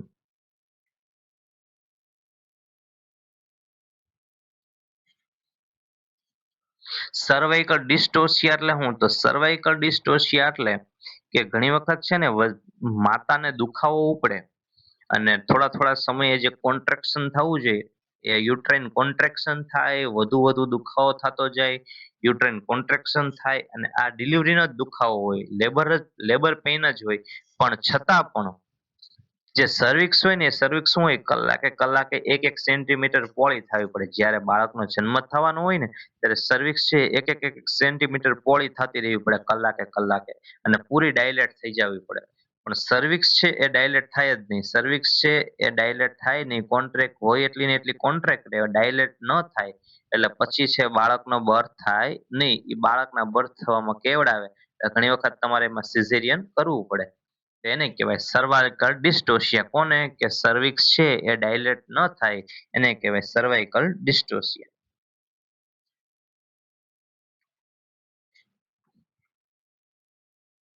નવો પ્રશ્ન. ગર્ભાવસ્થાના કોર્પસ લ્યુટિયમ સક્રિય ક્યાં સુધી હોય છે?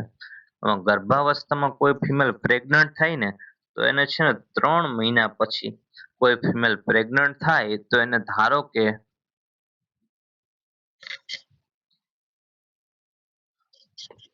કોર્પસ લ્યુટિયમ ક્યાં સુધી હોય આપણા શરીરમાં છે? કોઈ પણ ફિમેલ છે પ્રેગ્નન્ટ થાય તેને કોર્પસ લ્યુટિયમ ક્યાં સુધી પ્રોજેસ્ટેરોન હોર્મોનનું સિક્રેશન કરી આપે?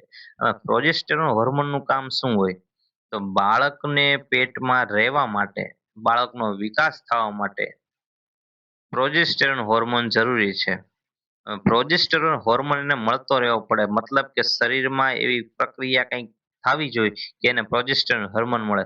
તો શરૂઆતમાં છે એ ઇમ્પ્લાન્ટેશન થવા માટે, ઝાયગોટ ફોર્મ થવા માટે, ઇમ્પ્લાન્ટેશન થવા માટે, ગર્ભનો વિકાસ થવા માટે, એમ્બ્રિયોનો વિકાસ થવા માટે પ્રોજેસ્ટેરોનની જરૂર પડે. તો પ્રોજેસ્ટેરોન છે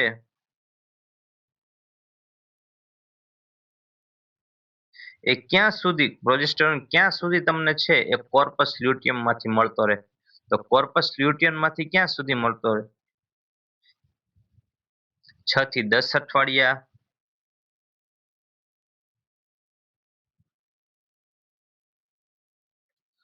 12 થી 14 અઠવાડિયા, 16 થી 18 અઠવાડિયા. તો એનો સાચો જવાબ છે 10 થી 12 અઠવાડિયા સુધી. એટલે લગભગ 3 મહિના સુધી તમને કોર્પસ લ્યુટિયમ પ્રોજેસ્ટેરોન પૂરો પાડે અને 3 મહિના પછી પ્લાસેન્ટા ડેવલપ થઈ ગયું હોય એટલે પ્લાસેન્ટા પછી તમને પૂરું પ્લાસેન્ટા ડેવલપ થઈ જાય, માતાના ગર્ભાશયમાં પ્લાસેન્ટા ડેવલપ થઈ જાય જરાયું, પછી એ જરાયું છે પ્લાસેન્ટા છે એ પ્રોજેસ્ટેરોન પ્રોવાઈડ કરે. પણ ત્યાં સુધી કોણ કરે? જ્યાં સુધી છે એ પ્લાસેન્ટા પૂરેપૂરું ડેવલપ થઈ જાય 3 મહિના સુધી, તો ત્યાં સુધી કોણ એને પ્રોજેસ્ટેરોન પૂરું પાડે? તો કોર્પસ લ્યુટિયમ.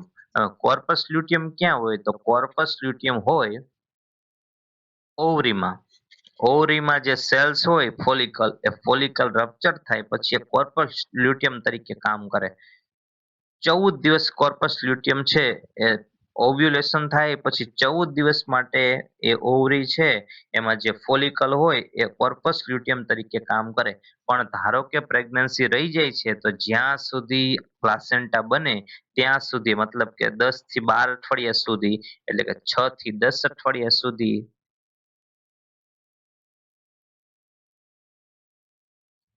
3 મહિના સુધી કોર્પસ લ્યુટિયમ છે પ્રોજેસ્ટેરોન પૂરો પાડે અને જેવું પ્લાસેન્ટા ડેવલપ થઈ જાય પછી પ્લાસેન્ટા પૂરું પાડે. શું પ્રોજેસ્ટેરોન? નવો પ્રશ્ન. નીચેના પૈકી ADHD માં કઈ દવા આપવામાં આવતી નથી? Attention deficit hypersensitive disorder. આ નાના બાળકોમાં ADHD બહુ જોવા મળે કે બહુ તોફાની હોય, પોતાની વાતમાં રચ્યા પચ્યા રહેતા હોય, આપણે કઈ સાંભળતા જ નહીં, સમજતા જ નહીં, આપણે એમ કઈ કે ભાઈ એ નીરવ અહીંયા આવ્યો પણ નીરવ કાંઈ સમજતો જ નહીં. નીરવને કોણ બોલાવે, તોફાની બહુ હોય, પોતાની ધૂનમાં જ રચ્યા પચ્યા રહેતા હોય. તો અત્યારે નાના બાળકો એડીએચડી વાળા બહુ જોવા મળે છે, attention deficit hyper sensitive disorder. તેમાં કઈ દવા આપવામાં આવતી નથી? તો એમાં છે બેન્ઝોડાઇઝેપિન દવા આપવામાં આવતી નથી. નવો પ્રશ્ન, અમુક ગુનાઓ માટે દંડ કરી શકાય આ જોગવાઈ કયા ચેપ્ટરમાં આપેલી છે? તેનો સાચો જવાબ છે ઓપ્શન બી, એક્સ એક્સ. નવો પ્રશ્ન, વાક્ય એક, સૌથી ગરીબ 40% વસ્તીને આ યોજના આવરી લે છે. ઓપ્શન બી, કુટુંબ દીઠ રૂપિયા 15 લાખનું આરોગ્ય કવચ આપે છે. ઓપ્શન 3, વાક્ય 3, આ સેવાઓ પેપરલેસ અને કેશલેસ છે.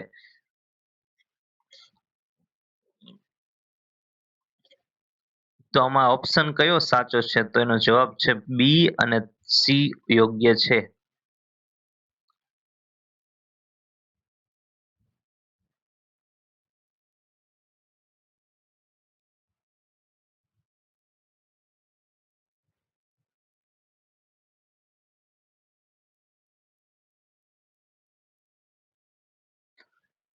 ઓપ્શન બી.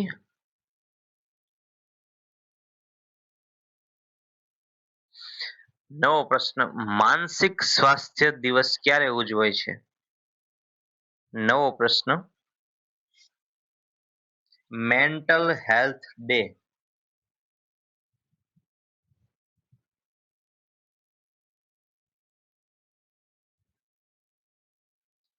મેન્ટલ હેલ્થ ડે ક્યારે ઉજવાય છે?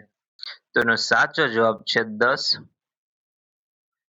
એનો સાચો જવાબ છે 10 ઓક્ટોબર. ક્યારે ઉજવાય માનસિક સ્વાસ્થ્ય દિવસ એટલે કે મેન્ટલ હેલ્થ દિવસ? તો કે 10 ઓક્ટોબર. નવો પ્રશ્ન, સુપર ઈગોનું બીજું નામ શું છે? સ્વયં, આદર્શ સ્વયં, અંતરાત્મા કે અર્ધજાગ્રત? તો એનો સાચો જવાબ છે અંતરાત્મા. ઓપ્શન સી, અંતરાત્મા. નવો પ્રશ્ન, ઇઝરાયલ દેશનું ચલણ કયું છે? તો ઇઝરાયલ દેશનું ચલણ લીરા, રૂબલ, ઇઝરાયેલી ડોલર કે શેકલ? તો શેકલ. ઇઝરાયલનું દેશનું ચલણ કયું છે? શેકલ. જેમ ભારતનું રૂપી એવી રીતે એનું શેકલ. નવો પ્રશ્ન, એક્યુટ માયોકાર્ડિયલ ઇન્ફેક્શન નિદાન માટે સૌથી સ્પેસિફિક ટેસ્ટ કઈ છે? કોઈને એટેક આવે, આપણે એમ કહીએ ને કે એટેક આવ્યો, હાર્ટ એટેક આવ્યો, તે હૃદયનો હુમલો આવી જાય, એટેક આવે, એના માટે કયો સ્પેસિફિક ટેસ્ટ છે જેના ઉપરથી ખબર પડે હા આ ભાઈને સાચે એટેક આવ્યો? આપણે ઈસીજી કરતા હોઈએ છીએ, બ્લડ ટેસ્ટ કરતા હોઈએ છીએ, સોનોગ્રાફી કરતા હોય છે, 2D ઇકો. આપણને એનો સ્પેસિફિક કયો ટેસ્ટ છે? તેના માટે સ્પેસિફિક ટેસ્ટ છે ટ્રોપોનિન આઈ. આપણે સીકેએમબી પણ કરતા હોઈએ છીએ, આ બધા રિપોર્ટ કરતા હોઈએ છીએ, પણ એનો સ્પેસિફિક ટેસ્ટ કયો છે? તો કે ટ્રોપોનિન આઈ. જો ટ્રોપોનિન આઈ નો લેવલ પોઝિટિવ આવે, મતલબ કે નોર્મલ હોય ને કરતા વધુ આવે, મતલબ કે વ્યક્તિને એટેક આવ્યો છે, માયોકાર્ડિયલ ઇન્ફેક્શન થયું છે, એક્યુટ માયોકાર્ડિયલ ઇન્ફેક્શન. નવો પ્રશ્ન,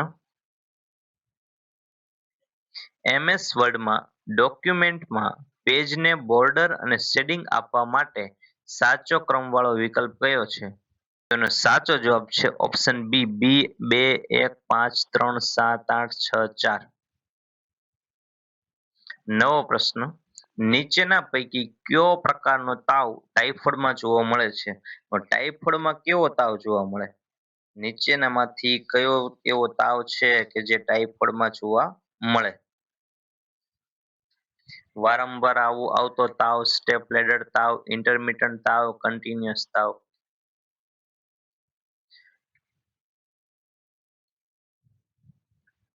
તો ટાઇફોઇડમાં કેવો તાવ? કન્ટિન્યુઅસ તાવ એટલે શું? તો કે એક ધારો તાવ આવ્યો જ કરે, તાવ ઉતરે જ નહીં, એને કહેવાય કન્ટિન્યુઅસ તાવ. ઇન્ટરમિટન્ટ તાવ એટલે શું? તો કે એનો સમયગાળો હોય ત્યારે તાવ આવે, એને કહેવાય ઇન્ટરમિટન્ટ ફીવર. જેમ કે મેલેરિયાના તાવમાં કેમ એકાત્ર એકાત્ર ઠંડી વાય ને તાવ આવે, એમ ઇન્ટરમિટન્ટ ફીવર એનો ફિક્સડ ટાઈમ હોય, ક્યારે આવશે ને ક્યારે તાવ વયો જશે. તો ટાઇફોઇડમાં શું જોવા મળે? તો ટાઇફોઇડમાં જોવા મળે સ્ટેપ લેડર ફીવર. ધારો કે સ્ટેપ લેટર ફીવર એટલે શું? તો દિવસની શરૂઆત થાય ત્યારે થોડોક તાવ હોય, પછી જેમ જેમ થોડોક સમય જાય એટલે તાવ થોડોક ઘટે, પછી પાછો થોડોક વધે. પણ જેમ જેમ તમે દિવસની શરૂઆત થશે, જેમ જેમ દિવસ જાતો જશે, એમ તાવ છે ઓછો નહીં પડે, તાવ વધુ ને વધુ આવતો જશે.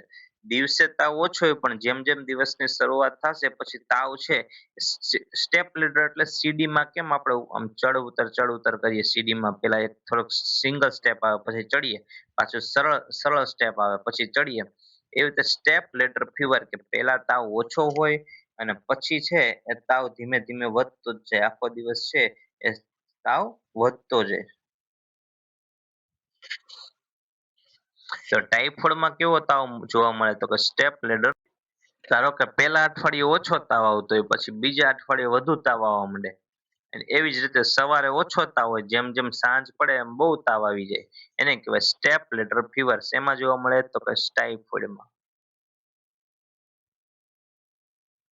નવો પ્રશ્ન: વૃદ્ધ દર્દીમાં સ્કિન કેર માટે સૌથી મહત્વપૂર્ણ નર્સિંગ કાળજી શું છે? એલ્ડરલી પીપલ હોય, એલ્ડરલી પેશન્ટ, વૃદ્ધ દર્દી હોય, તે વૃદ્ધ દર્દીમાં કાળજી શું રાખવી પડે? સૌથી વધુ કાળજી શું રાખવી પડે? ટાઈટ કપડાં પહેરવાનું કેવું જોઈએ, ટાઈટ ડ્રેસિંગ, એક્સેસિવ વોશિંગ, નકરું બધું ધો ધો કરવાનું, મતલબ કે આખી બહુ સાફ સફાઈ રાખવાની, સ્ટ્રોંગ એન્ટીસેપ્ટિક યુઝ, કઈ એન્ટીસેપ્ટિક નો વપરાશ વધારી દેવાનો, કે પછી ફ્રીક્વન્ટ રીપોઝિશનિંગ. વૃદ્ધ દર્દી હોય ને તો એમાં શું કરવાનું હોય કે જો બેઠા ને બેઠા રહેશે, સુતા ને સુતા રહેશે તો શું થાય છે? તો એમને છે બટક્સ ના ભાગે, પાછળના ભાગે, બેકમાં એમને છે એ બેડ સોર થાય છે. હવે બેડ સોર ન થાય એટલે શું? બેડ સોર શું કામ થાય? તો કે એક ને એક પોઝિશનમાં તમે લાંબો ટાઈમ સુતારો એટલે લોહીનો ત્યાં ભરાવો થાય, તમને બર્નિંગ થાય, ને પછી તમને ત્યાં છે એક ધારો એના ઉપર ભાર આવવાથી પછી તમને બેડ સોર થાય. મતલબ કે આપણે એમ કેમ કે પાઠા પડ્યા, એ બેડ સોર થાય. આ મોટા મોટા ચાંભા પડી જાય, ચાંદા ચડી જાય. આપણા માઢામાં કેવી ચાંદી પડે એવું બારે જે થાય ચામડી ઉપર, એને કહેવાય બેડસોર. આખા મોટા મોટા ખાડા પડી જાય અને લોહી નીકળે. તે બેડસોર ન થાય એના માટે શું કરવું પડે? તો એ દર્દીની છે વારે ઘડીએ છે પોઝિશન ફેરવતું રહેવું પડે, એમના પડખા થોડી થોડી વારે ફેરવતા રહેવા પડે, જેથી કરીને એમને બેડસોર ન થાય. એમાં ખાસ કરીને ડાયાબિટીસ ને એવું હોય, અથવા તો બેડ રિડન પેશન્ટ હોય, જેને પેરાલિસિસ હોય, એમને થોડા થોડા સમય ફેરવતું રહેવું જોઈએ, જેથી કરીને એમને છે એ બેડસોર ન થાય. હવે બેડસોર એકવાર થાય પછી મટતાય ઘણી વાર લાગે, કારણ કે એક તો પાછળ જ થયો હોય ને હુવાનું આપણે પાછળ જ હોય. હવે જો સુતા રહેવામાં આવે તો ઓછા મટે. એટલે ધ્યાન રાખવું જોઈએ, પોઝિશન ફેરવતું રહેવું જોઈએ, ફ્રીક્વન્ટ રીપોઝિશનિંગ, થોડી થોડી વારે એની છે એ પોઝિશન બદલતું રહેવું જોઈએ. કઈક ડાબા પડખે સુવરે, જમણા પડખે સુવરના, કઈક થોડી વાર બેસાડવાના, એવી રીતે. સર્જિકલ એસેપ્સિસ નો અર્થ શું છે? તો સર્જિકલ એસેપ્સિસ નો અર્થ છે સંપૂર્ણ જીવાણુ મુક્તિ સ્થિતિ, ટોટલ જર્મ ફ્રી એન્વાયરમેન્ટ અથવા તો કન્ડિશન. નવો પ્રશ્ન: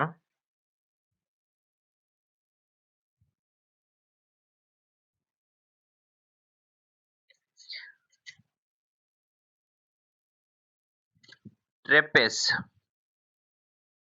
ટ્રેપેઝ સિસ્ટમમાં યલો ટેગનો અર્થ શું થાય છે?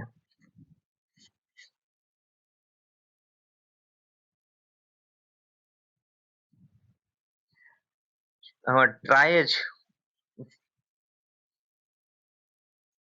આ ટ્રોપેઝ વાંચો કે ટ્રાઇજ સિસ્ટમ. હવે ટ્રાઇજ સિસ્ટમમાં યલો ટેગનો અર્થ શું થાય? જો આપણે નીચે આપ્યું એ સમજીએ. ધારો કે કોઈ વ્યક્તિ, ધારો કે અત્યારે જેમ કે આપણે એમ સમજીએ કે અત્યારે ઇઝરાયલનું ઈરાનનું યુદ્ધ ચાલે છે, તો તમારી પાસે કોઈ મતલબ કે કોઈ મરી ગયેલો વ્યક્તિ આવે છે, તમે એને જોવો છો, આમ પલ્સ તમે જોયું અને પલ્સ ને એવું કઈ આવતું નથી, મતલબ કે દર્દી છે એ મરી ગયો છે. હવે મરી ગયો છે તો એના ઉપર બહુ ધ્યાન નહીં દેવાનું, કેમ કે મરી ગયેલા પછી કઈ જીવતા થવાના નથી. કે તમે લાવ્યા ત્યારે જ ઓલરેડી આ ભાઈ મરી ગયેલા છે ઘણા ટાઈમ પહેલા, જે ભૂકંપ મતલબ કે ત્યારે જે હુમલો થયો, મતલબ કે યુદ્ધ થયું ત્યારે બિલ્ડિંગ પડી ને ત્યારે જ આ ભાઈ મરી ગયેલા છે ને, ત્યાંથી તમે જે લાવતા હોય હેલ્થ પ્રોફેશનલ, એને પણ ખબર જ છે કે મરી ગયા, એના ઉપર બહુ ધ્યાન દેવાનું નહીં. તો એને શું એટલે મતલબ ધ્યાન નહીં દેવાનું એટલે એ બીજા લોકો ધ્યાન દે જે ઇમરજન્સી સારવારમાં હોય એ ડોક્ટરે અત્યારે ધ્યાન દેવાનું નથી. એને કહેવાય બ્લેક કલર કોડ. ધારો કે કોઈને હાથમાં જરીક અમથું વાગ્યું છે, ટાંકા લે એવું છે, તો એને કહેવાય અથવા સોરી થોડું ઘસાણા એવું છે, તો એને કહેવાય મિનિમલ એટલે ગ્રીન સિગ્નલ, એના માટે ગ્રીન કોડ. હવે યલો એટલે શું? તો ધારો કે વ્યક્તિને એટલી ઇમરજન્સી નથી, પણ હા ડેન્જર તો છે, મતલબ કે એને વાગ્યું એવું તો છે. કોઈ વ્યક્તિ તમારી પાસે આવે અને એને એમ થાય કે આને ટાંકા લે એવું છે, તો તમે પેલા ટાંકા લેશો કે તમારી પાસે કોઈ એવો દર્દી આવે છે કે જેને છે એનો અકસ્માત થયો, મતલબ કે આ જે એટેક થયો એમાં એનો પગ ભાંગી ગયો છે, એક હાથ ભાંગી ગયો છે અને ઓપરેશન કરેવું છે, તો તમે પેલા કોને ધ્યાન દેશો? પણ જે વ્યક્તિ છે એ જીવિત છે, એનો એક પગ ભાંગી છે, હાથ ભાંગી છે, એને સૌથી પહેલા ધ્યાન દેશો. એટલે એ શું આવે તો કે રેડ કલરમાં આવશે, સૌથી ટોપ મોસ્ટ પ્રાયોરિટી. ઇમિડિયેટ એને તરત સારવાર આપો. જે પીડા વાળો હોય એને થોડીક વાર પછી સારવાર આપવી પડશે ને ટાંકા લેવા પડશે વાગ્યું છે એટલે. પણ એને થોડીક વાર પછી ટાંકા લેશો તોય ચાલશે. હવે એક તમારી પાસે છોલાઈ ગયેલો વ્યક્તિ આવે છે, તો છોલાઈ ગયેલો વ્યક્તિ હોય એને તમે કયો કે ભાઈ તમે ખમો ને ભાઈ આ કાલ આવો તો હાલે. પણ જે ટાંકા લેવો છે ને તમે ઘડીક ખમાડી શકો, ભાઈ કલાક બેસો હમણાં કલાક પછી ટાંકા લઈ. પણ જેના હાથ પગ ભાંગી ગયા છે, જે જીવન મરણ વચ્ચે ઝોલા થઈ રહ્યો છે, તો એને સૌથી પહેલા પ્રાયોરિટી આપવી પડે. અને મરી ગયા હોય એને કઈ અત્યારે પ્રાયોરિટી આપવાની છે નહીં, પેલા બીજા બધાને પ્રાયોરિટી આપવાની છે. તો હવે એવા આપણને પૂછ્યું કે ટ્રાયજ સિસ્ટમમાં યલો બેગ નો અર્થ શું? તો જો તરત સારવાર આપવી પડે એને કહેવાય રેડ. મૃત્યુ પામેલા હોય એની માટે બ્લેક, માઇનોર ઇન્જરી હોય એની માટે ગ્રીન, અને જે ડિલેડ ટ્રીટમેન્ટ હોય એની માટે પાછળથી સારવાર આપવી પડે, મતલબ કે એને ટાંકા લેવા પડશે થોડુંક હોય તો એને મતલબ કે એમનામ જવા ન દેવાય, એને ટાંકા તો લેવા જ પડશે, એને કહેવાય ડિલેડ ટ્રીટમેન્ટ. એટલે યલો ટેગ નો મતલબ થાય છે ડિલેડ ટ્રીટમેન્ટ. યલો ટેગ શેના માટે હોય તો કે ડિલેડ ટ્રીટમેન્ટ. રેડ શેના માટે હોય તો કે રેડ હોય તરત જ સારવાર આપવા માટે રેડ હોય.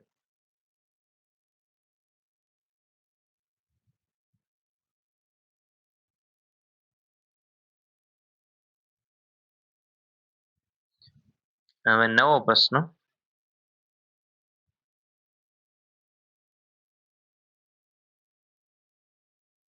હાલો. જન્મ અને મૃત્યુની નોંધણી એસએમસીની કાયદાકીય ફરજ છે.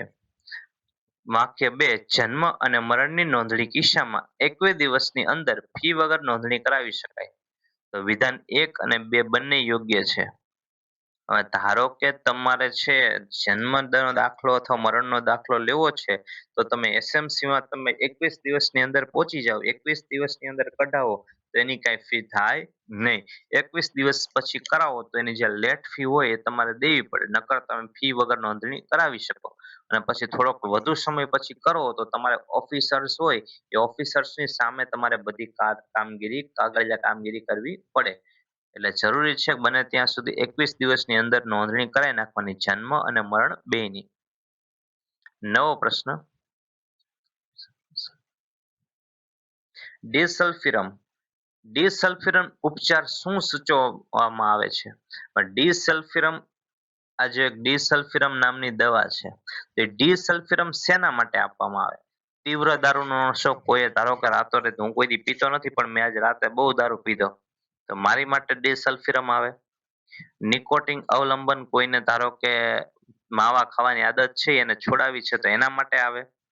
તીવ્ર અફીણનો નશો, કોઈ બહુ અફીણનો નશો કર્યો છે, મતલબ કે કોઈ બહુ અફીણ પીધું છે તો એ અફીણનો નશો છોડાવવા માટે આવે.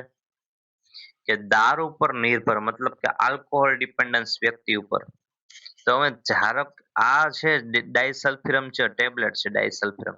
ડાયસલ્ફિરમની ટેબ્લેટ છે એ કોને ખાવાની હોય તો કે જે દારૂ પર તીવ્ર નિર્ભર હોય ને, દારૂ ઉપર ડિપેન્ડન્સ એને હોય. દારૂ ઉપર તીવ્ર નિર્ભર હોય એને શું આપવાનું હોય તો એને કહેવાય, એને આપવાની હોય ટીકડી ડાયસલ્ફિરમની. હવે ડિસલ્ફિરમ અથવા ડાયસલ્ફિરમની એને તમે ટીકડી આપશો ને પછી એ વ્યક્તિને છે ને દારૂ પ્રત્યે નફરત થતી જાય છે, એને ઉલટી ઉબકા ને એવું બધું થાય છે ને તો એ વ્યક્તિને દારૂ પ્રત્યે નફરત આવી જાય છે, એટલે એ વ્યક્તિ દારૂ છોડવા મજબૂર થઈ જાય છે કે આમાં મજા નથી આવતી, એનાથી તકલીફ થાય છે દારૂ પીવાથી, ઉલટી ને એવું થાય છે, માથું દુખે છે, મજા નથી આવતી, અને એની સુગંધ એને ન ગમે. જે શરીરમાં સુગંધ ઉત્પન્ન થાય એને સુગંધ મતલબ કે ગંધ ગંધ એને ન ગમે. તો જે વ્યક્તિ દારૂ ઉપર ફૂલ ડિપેન્ડન્ટ હોય, ક્રોનિક આલ્કોહોલિઝમ હોય, જેને દારૂ છૂટતો જ ન હોય, એને આ ડાયસલ્ફિરમ નામની ટેબ્લેટ આપવાની, જેથી ધીમે ધીમે કરતો એ છે એના શરીરમાં આ ટીકડી લેશે એટલે એવા સ્વાદ અંદર કે એવી વાસ ઉત્પન્ન થઈ છે કે એને એમ થઈ છે કે આની કરતા ન પીવું સારું. ધીમે ધીમે એ વ્યક્તિ પછી મૂકી દેશે. નવો પ્રશ્ન, સ્પીકર્સ નોટ બનાવવા માટે કયા સોફ્ટવેરનો ઉપયોગ કરવામાં આવે છે? સ્પીકર્સ નોટ, તેનો સાચો જવાબ છે power point, MS power point. નવો પ્રશ્ન, નીચેનામાંથી કયા ગુજરાતી હાસ્ય લેખકને 2026માં પદ્મશ્રી એવોર્ડ પ્રાપ્ત થયો? તેનો સાચો છે જગદીશભાઈ ત્રિવેદી. હમણાં તમે છે એ જગદીશભાઈને જોતા હોય તો વધુ ભાગ છે જગદીશભાઈ હાસ્ય કલાકાર છે, એમને પદ્મશ્રી એનાયત થયો છે. કંઈક વિદેશમાં જઈને કંઈક પૈસા એકઠા કરતા હતા જેથી કંઈક સ્કૂલ ખોલી શકાય, વિદ્યાર્થીઓ માટે સ્કૂલ ખોલી શકાય. શાળાઓ માટે ઘણીવાર ફંડ એકઠું કરતા હોય છે, હોસ્પિટલમાં ઘણું યોગદાન આપતા હોય છે, દાન કરતા હોય છે જેથી સુવિધા મળી રહે. તો જગદીશભાઈ ત્રિવેદીને હાલમાં જ હમણાં ટૂંક સમયમાં છે એ હાસ્ય કલાકાર છે અને એમને પદ્મશ્રી એવોર્ડ મળેલો છે. સાબુદ્દીનભાઈ રાઠોડ છે એ પણ એક હાસ્ય કલાકાર છે. સાબુદ્દીનભાઈ પોતે થાનમાં રહેલા છે. આ જગદીશભાઈ, સાબુદ્દીનભાઈ છે, રતિલાલ, કલ્પનાબેન ત્રિવેદી છે. એમના જોક્સ ને એવું સાંભળતું રહેવું. સાબુદ્દીનભાઈ ના જગદીશભાઈ બહુ જોક્સ છે એ બહુ સાત્વિક જોક્સ હોય છે, વલ્ગર ભાષામાં કઈ જોક્સ હોતા નથી, પણ પતિ પત્ની ઉપરના ને એવા દાંપત્ય જીવન ઉપરના જોક્સ હોય છે. તો એ જોવો, ક્યારેક જોવો, આનંદ માણો. શાહબુદ્દીનભાઈ રાઠોડ, જગદીશભાઈ ત્રિવેદીને. નવો પ્રશ્ન, ADHD માટે કયા જૂથની દવા પસંદગીની છે? તો એની માટે સાચો જવાબ છે CNS stimulant. ADHD, attention deficit hypersensitivity disorder માટે શું જરૂરી છે? તો CNS સ્ટિમ્યુલન્ટ. પાણી દ્વારા ફેલાતો રોગ કયો છે? TB, malaria, COVID-19. COVID-19 છે વાયરસથી થાય, કોઈને શરદી ઉધરસ હોય તમને થાય, એ છીંક ખાય એના હિસાબે, કઈ ટચમાં આવે એના હિસાબે તમને થાય. મેલેરિયા મચ્છરથી થાય. ટીબી છે એ પણ ગળફા હોય વ્યક્તિ પાસે, તમે કોન્ટેક્ટમાં હોય તો એનાથી થાય. બાજુમાં બેઠા હોય અને વ્યક્તિ ઉધરસ ખાતો હોય તો એના કારણે ઘણી વખત ટીબી થઈ શકે. કોલેરા શેનાથી થાય? તો કોલેરા છે દૂષિત પાણીથી ફેલાતો રોગ છે.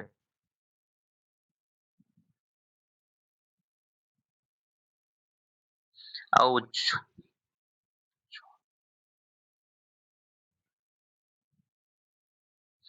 કોલેરા કઈ રીતે ફેલાણો એના વિશે આપણા શોર્ટ વિડીયોમાં એક ટૂંકો વિડીયો છે, તો બધાને જોવા એક વખત વિનંતી કે શોર્ટ વિડીયો છે કઈ રીતે ફેલાણો એની નાની એવી વિગત આપેલી છે 2-3 મિનિટમાં. દર્દી જ્યારે કોઈ વસ્તુનું અસ્તિત્વ ન હોવા છતાં તેને જુએ છે અથવા સાંભળે છે તો તેને શું કહે છે? તો એને કહેવાય હેલ્યુસિનેશન, ભ્રમણા. હવે હેલ્યુસિનેશન એટલે શું? તમે ઘણી વખત સાંભળ્યું હશે કે કોઈ એમ કે મને છે ને એ રૂમમાં હોવું ને એટલે મને રાતે છે ને ઝાંઝરું ના અવાજ આવે, કોઈ બાય છોકરું રોતું હોય ને એવા મને અવાજ આવે. પછી આપણને કે સામે જોતો, તને સામે એમ લાગે છે કે સામે છે ને છગનભાઈ ઉભા છે. હકીકતમાં સામે છગનભાઈ ઉભા ન હોય પણ એમ કે જો સામે છે ને છગનભાઈ ઉભા, કોઈ હોય જ નહીં, હાજર કઈ હોય જ નહીં. ધારો કે તમને છે એ કોઈ વ્યક્તિ એમ કે મને છે ને રૂમમાં ઝાંઝરના અવાજ આવે, છોકરી ઝાંઝર ખખડાવતી હોય. હકીકતમાં ક્યાંય છોકરી ન હોય ને ક્યાંય ઝાંઝર હોય ન હોય, પણ મનમાં એવો ભાસ થાય, ભ્રમણા થાય, એને કહેવાય હેલ્યુસિનેશન.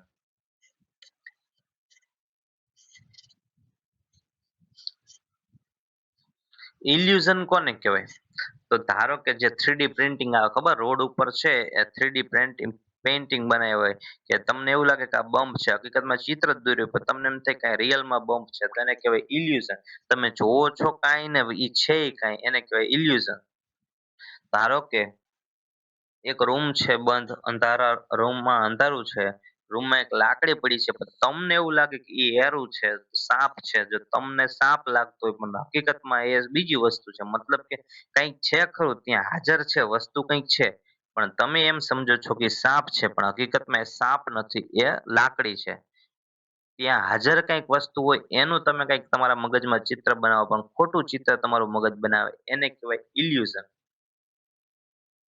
અને ભ્રમણા એટલે કાંઈ વસ્તુ હાજર ન હોય પણ તમને એવો ભાસ થાય કે આ મને અવાજ સંભળાય છે, મને સામે કોઈ વ્યક્તિ દેખાય છે, મારા શરીર ઉપર આમ કીડીઓ ચડતી એવું લાગે છે. હકીકતમાં કીડી ચડતી ન હોય, જો ચડતી હોય તો એને રિયલ કહેવાય, પણ જો ચડતી ન હોય ને તમને એવું લાગે કે મારા શરીરમાં આમ કીડીઓ ચટકા ભરે છે, તો એ હેલ્યુસિનેશન કહેવાય. નવો પ્રશ્ન: 2025ના વર્ષમાં નવા બનેલા ગુજરાતના 34મા જિલ્લામાં નીચેનામાંથી કયા તાલુકાનો સમાવેશ થાય નહીં? વાવ, થરાદ, ભાભર, હારીજ. તો એનો સાચો જવાબ છે હારીજ. હારીજનો સમાવેશ થતો નથી. શેમાં? અત્યારે જે નવો જિલ્લો બન્યો છે એમાં.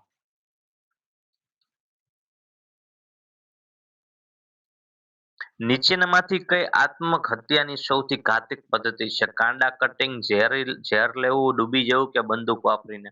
તો બંદૂક વાપરીને પોતાની જાતને ઉડાવી દ્યો, આત્મહત્યા કરવાનું છે. બંદૂક વાપરીને બીજાને ઉડાડવાનું નથી કીધું, બંદૂક વાપરીને પોતાને ઉડવાનું છે. તો બંદૂક વાપરીને તમે પોતે ઉડો એના માટે છે એ સૌથી ઘાતક પદ્ધતિ છે. કોઈ ખુદને બંદૂક મારવી એ આત્મહત્યા કરવાની સૌથી ઘાતક પદ્ધતિ છે. નવો પ્રશ્ન: કોમ્યુનિટી હેલ્થ નર્સિંગમાં પ્રાઇમરી હેલ્થ કેરનો મુખ્ય સિદ્ધાંત શું છે? કોમ્યુનિટી ભાગીદારી, યોગ્ય ટેકનોલોજી કે ન્યાયસંગત વિતરણ? તેનો સાચો જવાબ છે ઓપ્શન ડી, ઉપરના તમામ. નવો પ્રશ્ન: એરવે ઓબ્સ્ટ્રક્શનમાં સૌ પ્રથમ શું કરવું જોઈએ? ધારો કે તમને છે એ શ્વાસ નળીમાં કઈ ફસાઈ જાય છે, તમે કંઈક ચાવો છો અને અચાનક તમને છે એ તમારા શ્વાસ નળીમાં કંઈક આવી જાય છે અને તમારી શ્વાસ નળી થઈ જાય છે બંધ. તમારું એરવે, શ્વાસ નળી ટ્રેકિયાને શું કહેવાય? તો ટ્રેકિયાને કહેવાય એરવે. હવે એરવે નું ઓબ્સ્ટ્રક્શન થઈ જાય તો સૌથી પહેલા શું કરશો? ઓક્સિજન થેરાપી આપશો, ઇન્જેક્શન આપશો, આઈવી ફ્લુઇડ આપશો? આ બધું હું તમારા ઘરે હશે, તો તમે શું કરશો? તો તમે હેમલિચ મેન્યુઅર છે એની એ તમે વાપરશો. હેમલિચ મેન્યુઅર શું છે? મેન્યુઅર, તો જો તમને આ ફોટોમાં દેખાય છે ને એવી રીતે હેમલિચ મેન્યુઅર છે. તમારે ધારો કે કોઈ છે એ બોલી નથી શકતું, તમને આને એમ કરે છે કે ભાઈ આ સફોકેટિંગ કરતું કે હમણાં એક્શન કરતું કે મને ગળામાં બહુ ઓલું થાય છે, શ્વાસ નથી લેતો, જો તમે એમાં ધ્યાન ન દો તો વ્યક્તિ 5 જ મિનિટમાં મરી જાય. એટલે એ મરે નહીં તો એની માટે તમે ઇમરજન્સીમાં શું કરશો? એને કઈ સલવાઈ ગયું, મતલબ કે રૂપિયો હલવાઈ ગયો છે ગળામાં, ક્યાંક બીજો કઈક ખોરાકનો ટુકડો હલવાઈ ગયો છે, તો ટ્રેકિયા બંધ થઈ જાય છે અને એ વ્યક્તિ મરી જાય છે થોડી વારમાં, તો તમે શું કરશો? એ વ્યક્તિને પેલા તમે પાછળથી પકડશો, પછી જો મેં તમને અંગૂઠાનું ચિત્ર બતાવ્યું એવી રીતે તમે મુઠ્ઠી વાળશો, પછી બે હાથે તમને જેમ બતાવ્યું એમ હાથ એકબીજા હાથમાં છે એવી હાથ રાખશો, એક છે મુઠ્ઠી વાળી દઈશો, અને મુઠ્ઠી વાળો ભાગ છે એની પછી છે એ તમે પાછળથી એને છે તમારે એલ્બો છે ટાઈટ રાખવાના છે અને પાછળથી તમારે 5 વખત છે એને પાછળની સાઈડ ખેંચવાનું છે. મતલબ પેટમાં તમારે આમ જે રીતે આમ એમ ધાસકા લાગે એ રીતે તમારે 5 વખત એને ખેંચવાનું છે. એટલે એવું કરશો એટલે એના હિસાબે પછી છે એ જે કઈ હલવાનું હશે એ બહાર આવતું રહેશે. એટલે વ્યક્તિ રાહત અનુભવશે અને ડેન્જર માંથી બહાર આવી જશે. કોઈ નાનું છોકરું હોય, સિક્કો ગળી ગયો હોય, તો જો એને આવી રીતે છે હાથ રાખવાનો અને પાછળથી 5 વખત છે આવી રીતે કરશો, મતલબ કે ધબ્બા નથી મારવાના, પાછળ ખેંચવાનું છે આવી રીતે કરશો, એટલે બાળકને જે સિક્કો કે એવું કઈક હોય એ બહાર નીકળી જશે તરત.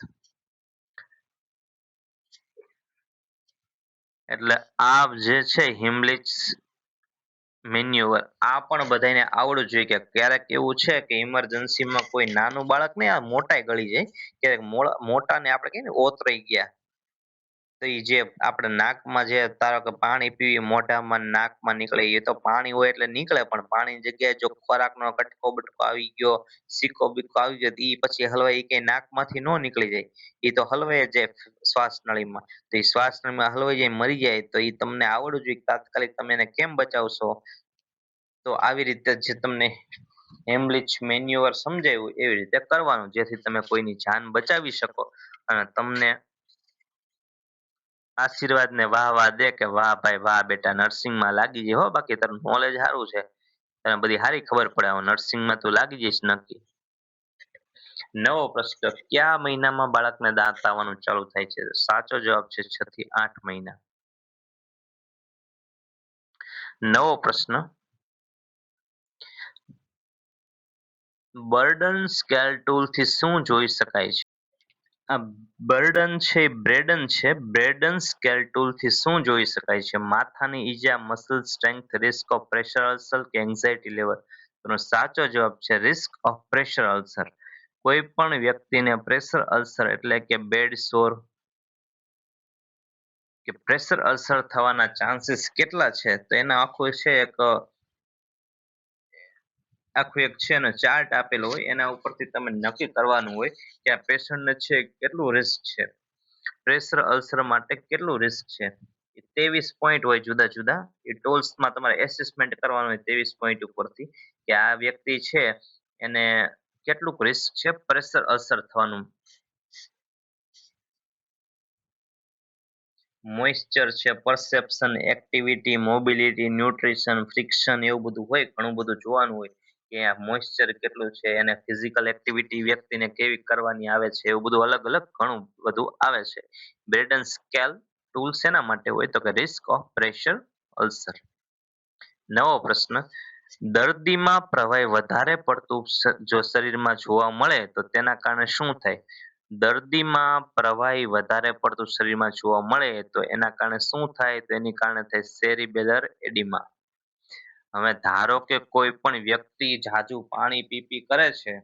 ધારો કે હાલો એક નવું ઉદાહરણ આપું કે કોઈ પણ વ્યક્તિ તડકામાં તરસ લાગે છે એટલે નકરું પાણી પી પી કરે છે, પણ એને પેશાબ પરસેવા વાટે ઘણી વખત છે સોડિયમનો પણ લોસ થતો, આપણે કહીએ ને સારી વળે, તો પરસેવા વાટે સોડિયમનો પણ લોસ થતો હોય. હવે વ્યક્તિ પાણી પી પી કરે અને સોડિયમ શરીરમાં ઘટતું જાય, તો એક સમય આવે કે જ્યારે છે એ હવે શરીરમાં સોડિયમનું લેવલ ઘટે ને એટલે સેલની સાઈઝ વધે. મગજ છે ને એ ફૂલાય. મગજ ફૂલાય એટલે શું થાય કે મગજ ફૂલાય ને એટલે કે ખોપડી તો કઈ ફૂલાવાની નથી, ખોપડી તો ફિક્સ છે, ખોપડીમાં જેટલી જગ્યા છે એટલી જ જગ્યા છે. પણ તમે જે તમારા મગજ હોય એ મગજ તમારું ફૂલાય, એટલે ફૂલાય એટલે શું થાય કે ખોપડી હારે દબાય. દબાય એટલે વ્યક્તિને કન્ફ્યુઝન થાય, માથું દુખે, આવા બધી તકલીફ થાય. મતલબ કે સેરિબેલર ઇડીમાં મગજમાં સોજો આવે. જો વધુ પડતું પાણી પીવું એટલે ઇલેક્ટ્રોલાઇટ ઇમ્બેલેન્સ થાય, એટલે વધુ પડતું પાણીના કારણે પછી ઇલેક્ટ્રોલાઇટ ઇમ્બેલેન્સ થાય અને એના કારણે સેરિબેલર ઇડીમા થાય. હવે યાદ રાખજો કે જ્યારે સોડિયમનું લેવલ ઘટે ત્યારે સોજા આવે. શેમાં? મગજમાં. અને પછી એ છે એ કમ્પ્રેસ થાય કોને? તો ખોપડીનાથી, જે સ્કલ હોય ખોપડી એનાથી પછી એ મગજ હોય એ કમ્પ્રેસ થાય અને પછી લક્ષણ જોવા મળે. નવો પ્રશ્ન, ગ્રીન સ્ટિક ફ્રેક્ચર સામાન્ય રીતે કોને થાય છે? હવે ગ્રીન સ્ટિક ફ્રેક્ચર હોય ને સામાન્ય રીતે બાળકોને વધુ થાય. જેમ આપણે આમ લીલી લાકડી કેમ હોય, ઝાડની લીલી લાકડી કેમ હોય, એ લીલી લાકડી કેવી આમ તમે વાળો તો તૂટી જાય, હાવ બે ભાગ નો થઈ જાય, પણ આમ થોડીક તૂટી જાય અને વળી જાય. એવી રીતે બાળકોમાં એવા ફ્રેક્ચર થવાના બહુ ચાન્સીસ હોય કે બાળકોને તમે છે ને એમ તમે હાથ બાથ ખેંચો કે એવું કંઈક બહુ થાય ને ફ્રેક્ચર થાય ને, ગ્રીન સ્ટિક ફ્રેક્ચર પ્રકારના થાય. એને પછી તમે છે વ્યવસ્થિત પાટો મારી દ્યો પીઓપી એટલે એ પાછું જોડાઈ જાય. તો બાળકોમાં ગ્રીન સ્ટિક ફ્રેક્ચર થવાના ચાન્સીસ બહુ વધુ હોય છે. નવો પ્રશ્ન, એડિસન્સ ડિઝીઝમાં કયા હોર્મોનની અછત હોય છે? હવે એડિસન્સ ડિઝીઝમાં કયા હોર્મોનની અસર હોય? તો શરીરમાં એવી કન્ડિશન સર્જાય કે જે કિડનીની ઉપર જે આવેલી એડ્રિનલ ગ્લેન્ડ હોય એ એડ્રિનલ ગ્લેન્ડમાંથી જ્યારે એડ્રિનલ ગ્લેન્ડ હોય એમાં એડિશન્સ ડિઝીઝ થાય, એટલે એડિશન્સ ડિઝીઝના કારણે જે એડ્રિનલ ગ્રંથિ હોય એ પૂરતા પ્રમાણમાં કોર્ટિસોલ બનાવે નહીં. કોર્ટિસોલ કયો હોર્મોનની અછત હોય? તો કે કોર્ટિસોલ. એના હિસાબે પછી શરીરમાં લક્ષણ જોવા મળે.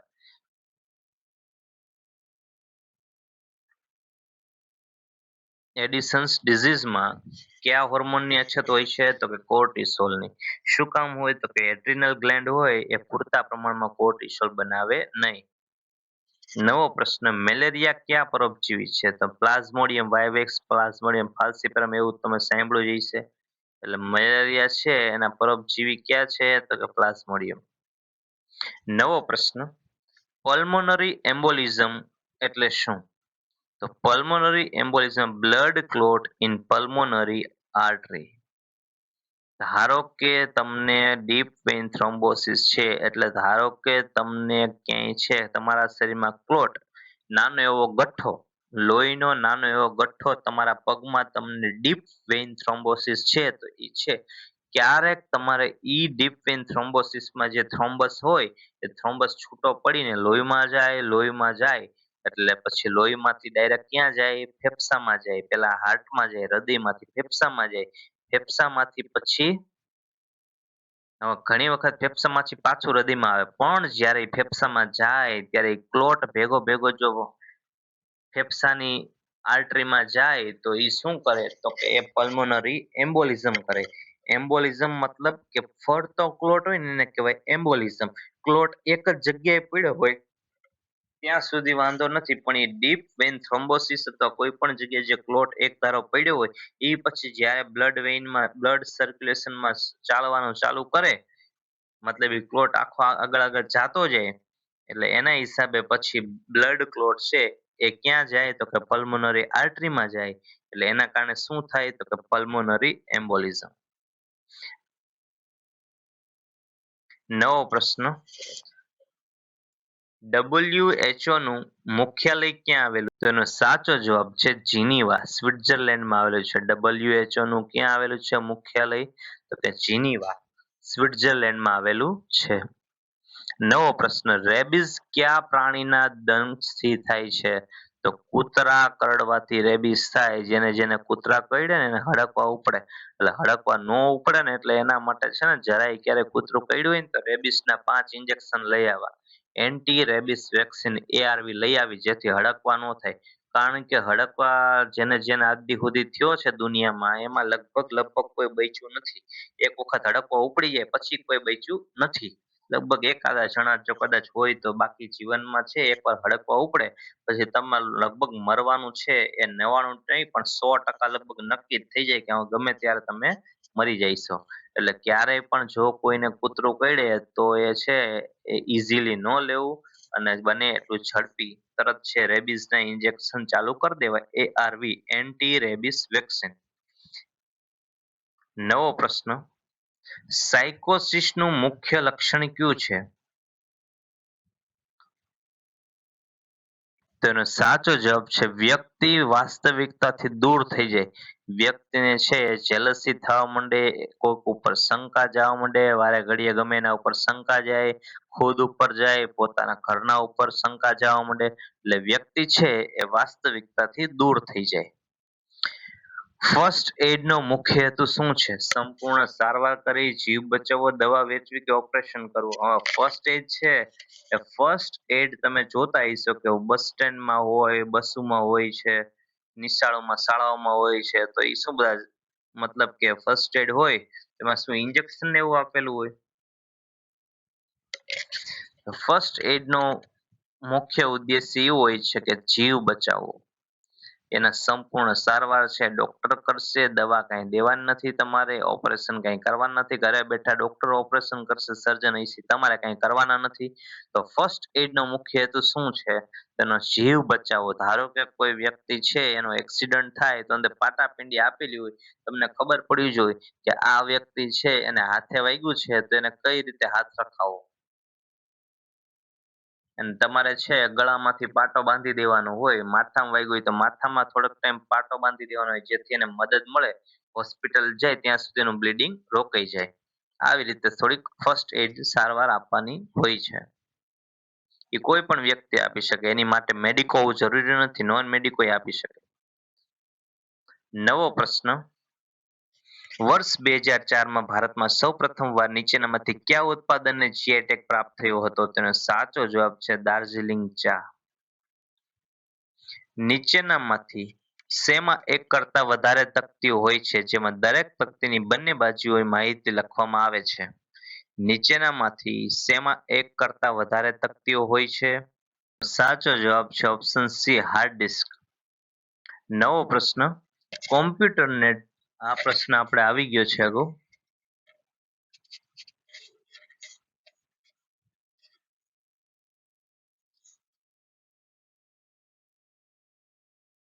સામાન્ય રીતે પૃથ્વી પરના મહાસાગરોમાં ખારા પાણીની ટકાવારી કેટલી છે? તો એની ખારા પાણીની ટકાવારી કેટલી છે? 97.3. 2.7% પાણી જ પીવા લાયક છે, બાકી બધુંનું પાણી ખારું છે. આ આપણે બહુ પહેલા નાનપણમાં આપણે છે આઠમા ધોરણમાં એમાં સમાજ વિદ્યામાં ભણતા હોય છે કદાચ ખબર હોય તો, કે દુનિયામાં છે પાણી બચાવો, પાણી બહુ ઓછું છે.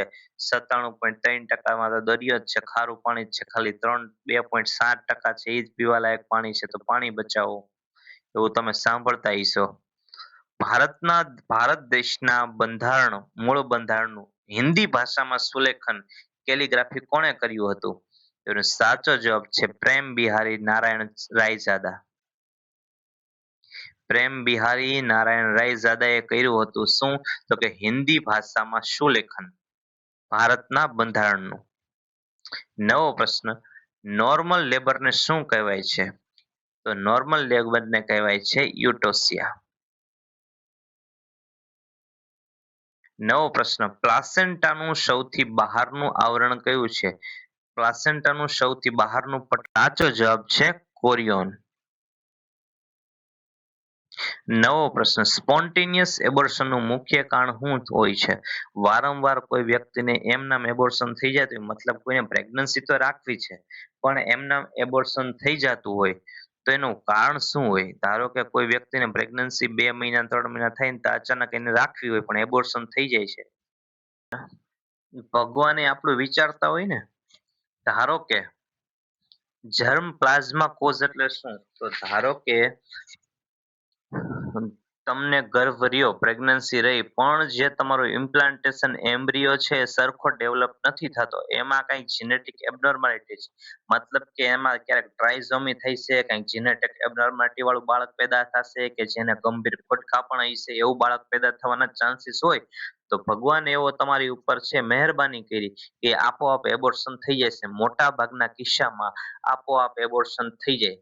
વધુ ભાગ કારણ શું હોય? ઘણા બધા કારણો હોય, કે જેમ કે યુટ્રન છે, યુટ્રેનની વોલ છે થોડીક મજબૂત વીક હોય, સર્વિક્સ છે ટૂંકી હોય, સર્વિક્સ છે ભાર ન ખમીકતી, માતાને કઈ બીમારી હોય, એવા ઘણા બધા કારણો હોય થવાના. પણ જર્મ પ્લાઝ્મા કોઝ એટલે કે જેનેટિક એબનોર્માલિટી હોવાના ચાન્સીસ હોય બાળકમાં, જે બાળક થશે મોટું એમાં એમ થાય કે આમાં કાંઈક જેનેટિક ચાન્સીસ છે કે આ બાળક છે એ આવનારું બાળક સારું નહીં થાય, જીન મ્યુટેશન કંઈક અલગ રીતે થાય છે, તો ત્યારે એબોર્શન છે એની મેળાએ થઈ જશે, જેથી તમારે બાળકની ચિંતા રહે નહીં. જો બાળક આવે તો કોડ કાપણ વાળું આવે નહીં, એટલે ભગવાન પણ તમારું જોતા હોય.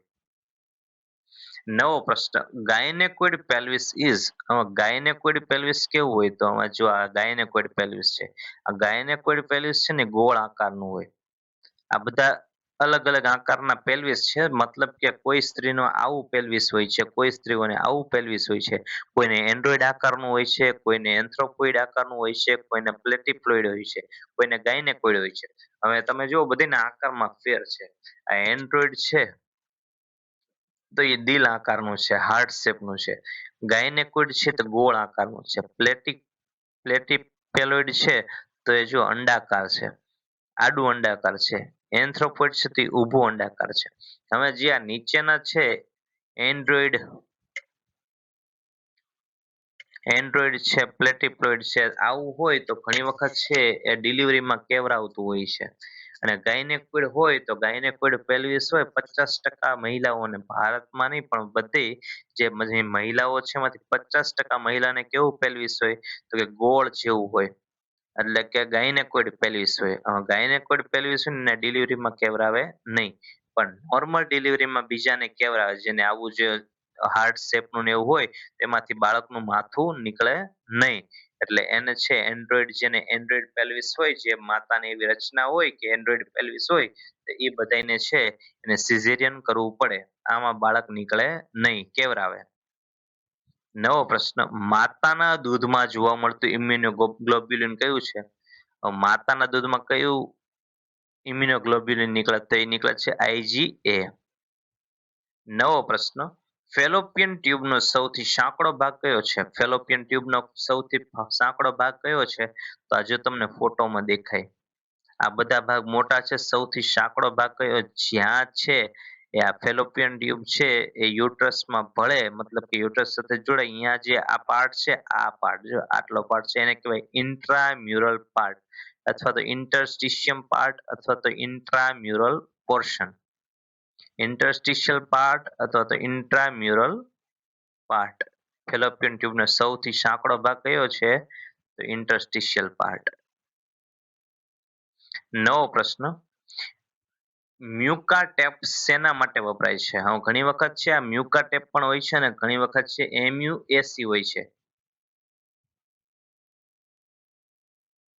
એ શેના માટે વપરાય? તો કુપોષિત બાળક ચકાસવા માટે. કુપોષિત બાળકને ચકાસવા માટે શું વપરાય? તો ઈ મ્યુકા ટેપ વપરાય. ટેપ એટલે પટ્ટી. જો આવી રીતે આ પટ્ટી વપરાય, કે આવી રીતે અલગ અલગ પ્રકારની પટ્ટી હોય, એના ઉપરથી તમને ખબર પડે કે પટ્ટી ઉપરથી ખબર પડે કે બાળકને જે છે એ બાવડાની છે એ બાજુની કેટલી લંબાઈ છે, એના ઉપરથી તમને ખબર પડે કે આ કુપોષિત છે કે સારું છે, હેલ્ધી છે. હવે આ મ્યુકા છે એનું પ્યુરું નામ શું? તો MUAC છે, mid upper arm circumference. Mid upper arm circumference. Upper arm એટલે આપણે જે બાવડાનો ભાગ એને કહેવાય અપર આર્મ, નીચે હોય એને લોઅર આર્મ, એને કહેવાય ફોર આર્મ, આને કહેવાય અપર આર્મ. તો જ્યાં આપણે જે આ બાળક જે પટ્ટી રાખીએ એને કહેવાય અપર આર્મ, એટલે કે મિડ અપર આર્મ. જો વચ્ચે રાખીએ આ આ અપર આર્મ છે, તો અપર આર્મમાં એને વચ્ચે પટ્ટી રાખી, તો પટ્ટી વચ્ચે રાખી એટલે એને કહેવાય mid. Mid upper arm circumference. આખી ત્રિજ્યા લઈ લીધી ને, આખો બધો ભાગ, એટલે એને કહેવાય સરકમફરન્સ ટેપ. એ ટેપનું નામ છે mid upper arm circumference tape. તો એ શેના માટે હોય? તો બાળકો કુપોષિત કેટલા છે કે નહીં ચકાસવા માટે. નવો પ્રશ્ન, વિમ્બર્ગર રિંગ સાઇન શેનામાં પૈકી નીચેના પૈકી શેમાં જોવા મળે છે? TB, scurvy, secondary syphilis. તો એ સ્કર્વી નામનો વિટામિન સી ડેફિશિયન્સી વાળા રોગ હોય ને, સ્કર્વી, એમાં વિમ્બર્ગર રિંગ સાઇન જોવા મળે. જો આ ફોટોમાં તમે જોઈ શકો છો, સાઇન દેખાય ને, એ એક્સરે માં તમને દેખાય કે આ વિમ્બર્ગર સાઇન છે. એમાં રિંગ શેપનું જોવા મળે. જે એપિફેસિયલ હોય એ રિંગ શેપનું જોવા મળે. શેમાં?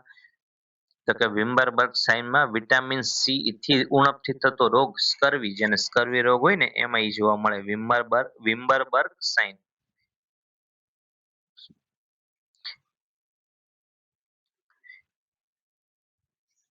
નીચેના પૈકી નિયોનેટ આર પ્રોન ટુ. નવજાત શિશુ માટે સંવેદનશીલ શું હોય છે? તો નવજાત શિશુ માટે સૌથી સંવેદનશીલ હોય છે હાઇપોગ્લાયસેમિયા. સુગરનું લેવલ ઘટી જાય જરૂર કરતા, એને કહેવાય હાઇપોગ્લાયસેમિયા છે એ વધુ સંવેદનશીલ હોય છે. કપડાં ધોવા માટે ધોબીઓ પર નિયંત્રણ અને ધોબી ઘાટની જોગવાઈ જીપીએમસી કાયદાની કલમ ખાલી જગ્યામાં કરવામાં આવે છે. સાચો જવાબ છે 33. અમુક ગુનાઓ માટે દંડ કરી શકાય એના માટે છે XX. કયા ચેપ્ટરમાં જોગવાઈ છે? તો કે XX. આ પ્રશ્ન છે આપણે આવી ગયો છે જીપીએમસીમાં કાયદા હેઠળ ચાલીની જોગવાઈ. જીપીએમસી હેઠળ ચાલીની જોગવાઈ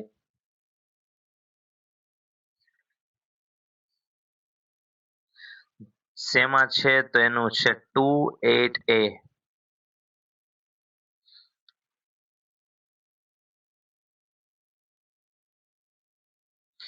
જીપીએમસી કાયદા હેઠળ ફ્રેમ બિલ્ડિંગની જોગવાઈ કઈ કલમમાં છે? તો કે B22.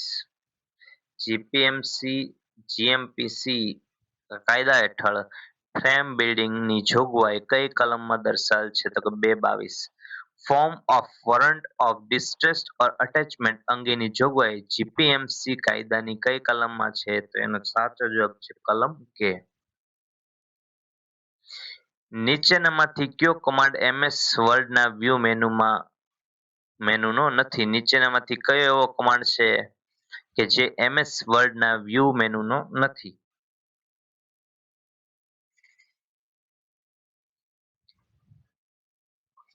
હવે આ એક છે કોમ્પ્યુટરનો પ્રશ્ન. સાચો જવાબ છે ઓટો ટેક્સ્ટ. નવો પ્રશ્ન, એક્સેલમાં F10 ફંક્શન કીનો ઉપયોગ શું હોય છે? તો to activate menu bar. Menu બારને એક્ટિવ કરવા માટે શેનો ઉપયોગ થાય? તો F10 ફંક્શન કીનો.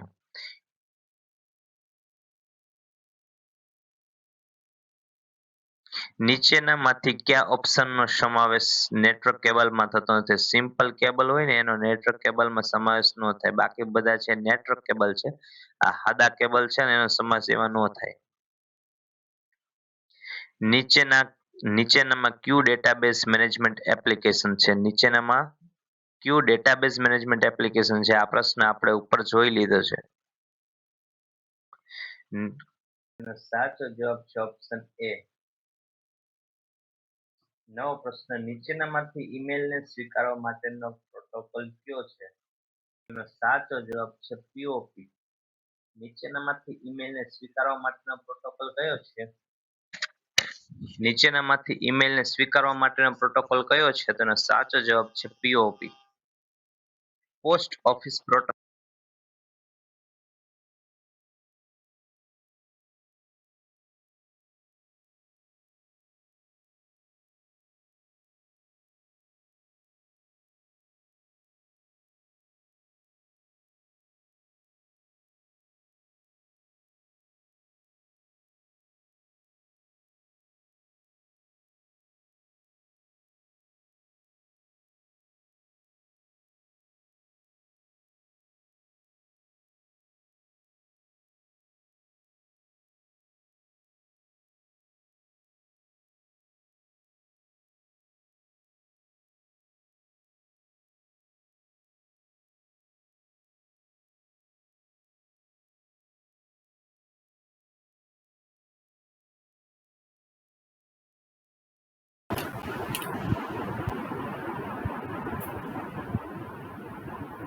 હાલો.